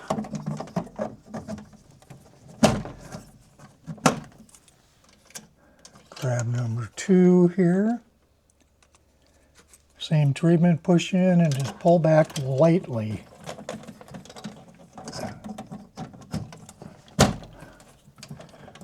Remember, this stuff is pretty soft material, even though it's PTFE, or excuse me, PETG. You can easily damage your stuff. So there's number 3.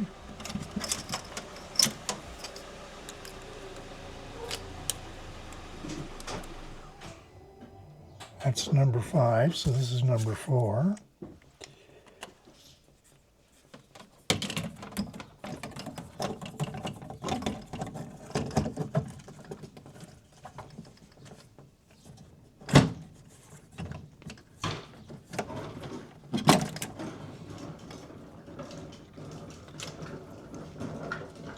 There's number 5.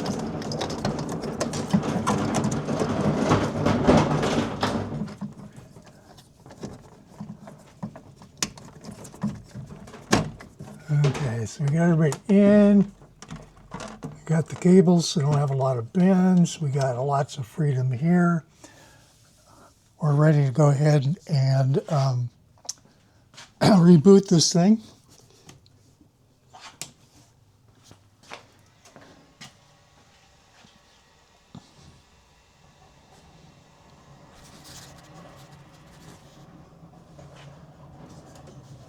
Let's see how much it complains on startup here. And first thing we got to do is go down to settings. And we have to turn the MMU unit on. See if there's anything else it needs.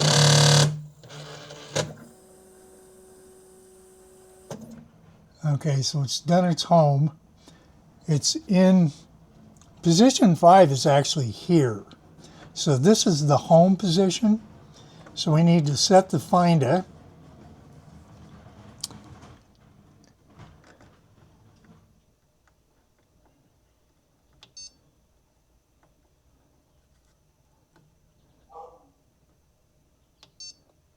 We have filament sensing on, side filament on, tool head filament on.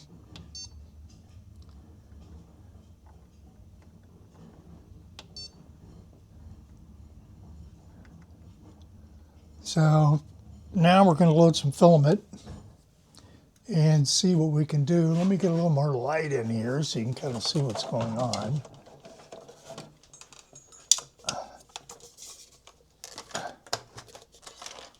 Unfortunately, there's not a real good place for light. But again, here's home position. There's 5. There's 1. You can see what a latch is, so you can flip it up. It'll be interesting to see how the latch works this way. No, that's perfect. It's just enough so I can see where the filament's coming in. And this is so much easier than the Persa design. And notice we don't have any issues here. It's nice and free. All the cabling is in good places. So now we'll go through the setup.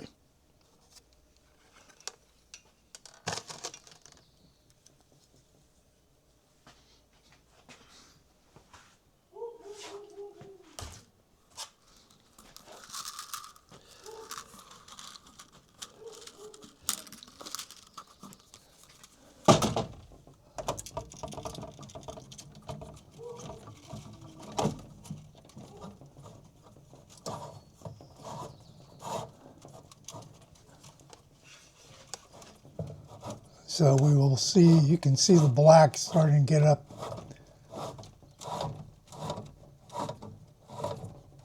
There we go.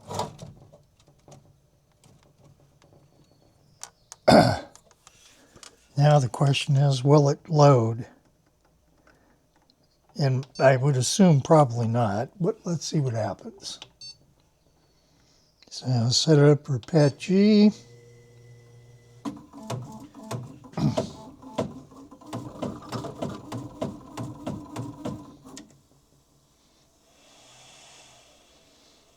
So it's got to do its little warm-up routine. This guy should be showing that it's out, but I'm not sure it's there yet.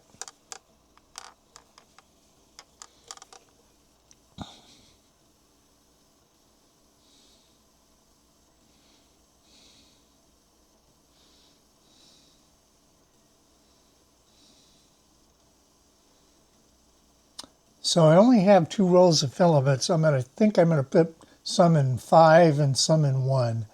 That'll give me a pretty good across the enclosure check for all of this. Now, an interesting thing you can do is a 2K filament will actually fit across these and then just run it in the nearest side.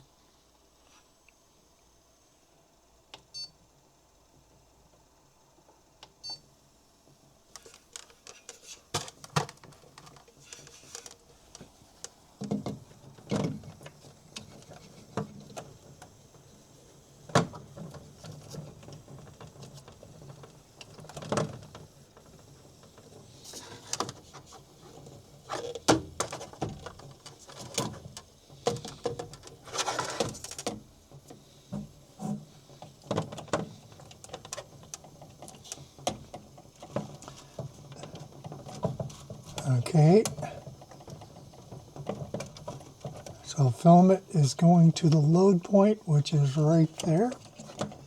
So now we'll close our latch. Hopefully everybody could see that. And we probably have to tighten that screw.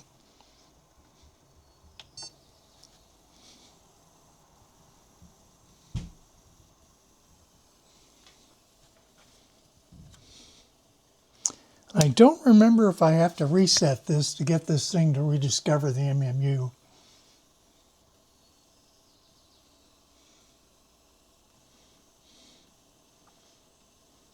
Got to wait for it to get up to 230 and then it should start feeding.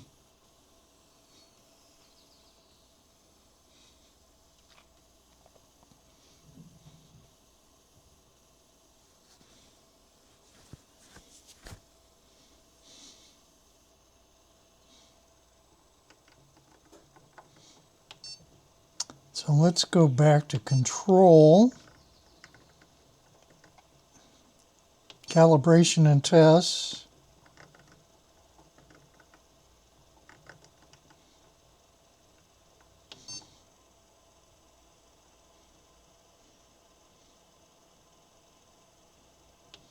Okay, so the filament is not in the sensor.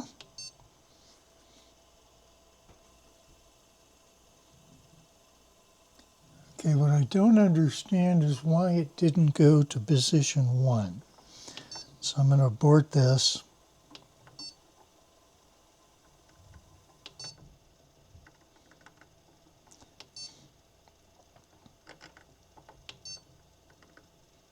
And we're going to go and reboot the machine by cycling the power.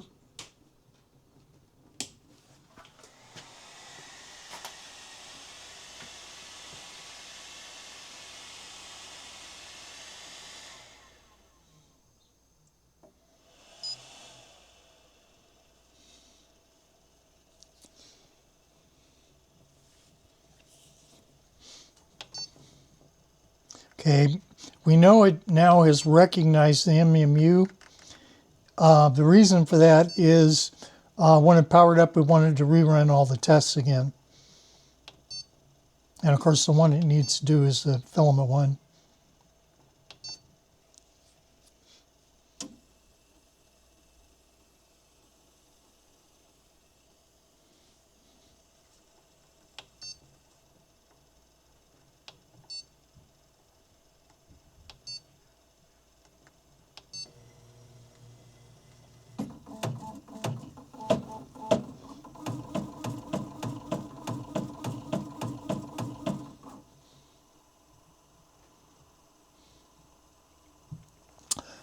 this is going to take a while, so what I'm going to do is update you when I have this done. Basically what I'm doing is calibrating the Find sensor and making sure the home and that stuff is in the correct place. We've already gone and pre-set up and made sure that the filament goes through all the channels fine, and it gets down to the extruder. So we know that's all ready to go. It's a matter of just getting this one piece done. Well, looks like we're done. As it turned out, pre-aligning each of the ports with a piece of filament really paid off, because the selector perfectly works. And this was the big problem with the MMU3. The mechanics were so sloppy and the printed parts were so bad, they weren't accurate enough to reliably feed. This is so accurate that the first time I put a filament in it, it loaded it all the way up to the extruder. And that used to be a real bear. So my congratulations to the MultiMu guys, or the Multi guys. They did a fabulous job designing this. I'm putting this video together to help people with the assembly, because the one place they're really missing is documentation is very fragmented. So I'm hoping that people will watch this raw video, reuse bits and pieces of it to help build a better video for this outstanding product. The other thing I wanted to take a minute to comment on is Sandra at COREBOXX. Thanks for a good job on this. I really like these rollers, and they're very adjustable, so I don't have slack and stuff. I did make a minor mod to the door. I needed a bigger magnet, and it's a little kludgy, but it does work. One thing that we could consider is where the air vent is under here. There's no reason why you couldn't put it into this enclosure. That way you constantly have the lower enclosure equalizing the heat with the top enclosure. And the importance of this is the filament's not going through thermal expansion and contraction all the time. That should help make it more reliable. The only other comment is on the new MMU, get rid of all the square nuts. Just have people put in the, standard press fit with your soldering iron inserts. Those work much better. It aligns everything up better. The only other thing that needs to be is a minor mod to the tensioner, so that you can mount the board on top like I did. Right now it's skewed because there's no place to put an extruder or an insert. If you did a minor change there and actually put 2 screws in for that, then the customer would have the option of mounting that board on top of the tensioner. Other than that, it works well. I have not had to do anything with the wiring harness. The Finda, that little adjustment nut is wonderful because it allowed me to put it right dead center on it. First time I tested it, it worked perfectly. So that works well, and I really like the handle assembly. Being able to just twist it and flip it up, as opposed to spending 10 minutes trying to unscrew difficult to get at hex screws. That really makes a big difference. Also, the extra screws that hold the selector lead screw in. I like having 4 rather than 3. I was very impressed with the feed system for the PTFE tubes. Those are much cleaner, and your feed head works much, much better because it's not constantly binding. The problem with all of this filament is it is basically circular. It's been wound on a reel, and your design is basically set it up so that it can accept that easily, and there's no binding. and the ball works perfectly in there. So definitely a good solution. I hope other people try this. It took about 30 hours to build this. But again, it's the first time I ever done anything with 3D, so I'm sure others that have much better skills than I do could do this a lot faster. As we go around the back here, you can see that we're still using the stock service door.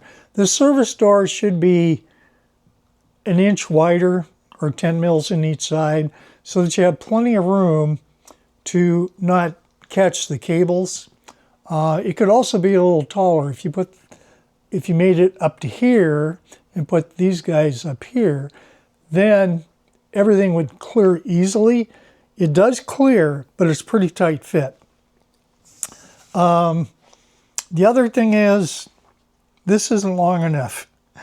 You need to supply I would like to see this cable about 3 inches longer to make it much easier to deal with. But you also need to include the sheath. But other than that, good show, everyone. I'm quite pleased with what I see. And the last thing I expected was this thing to actually just go right to the nozzle and load. That is such a huge improvement. So this is Cloudfather saying off.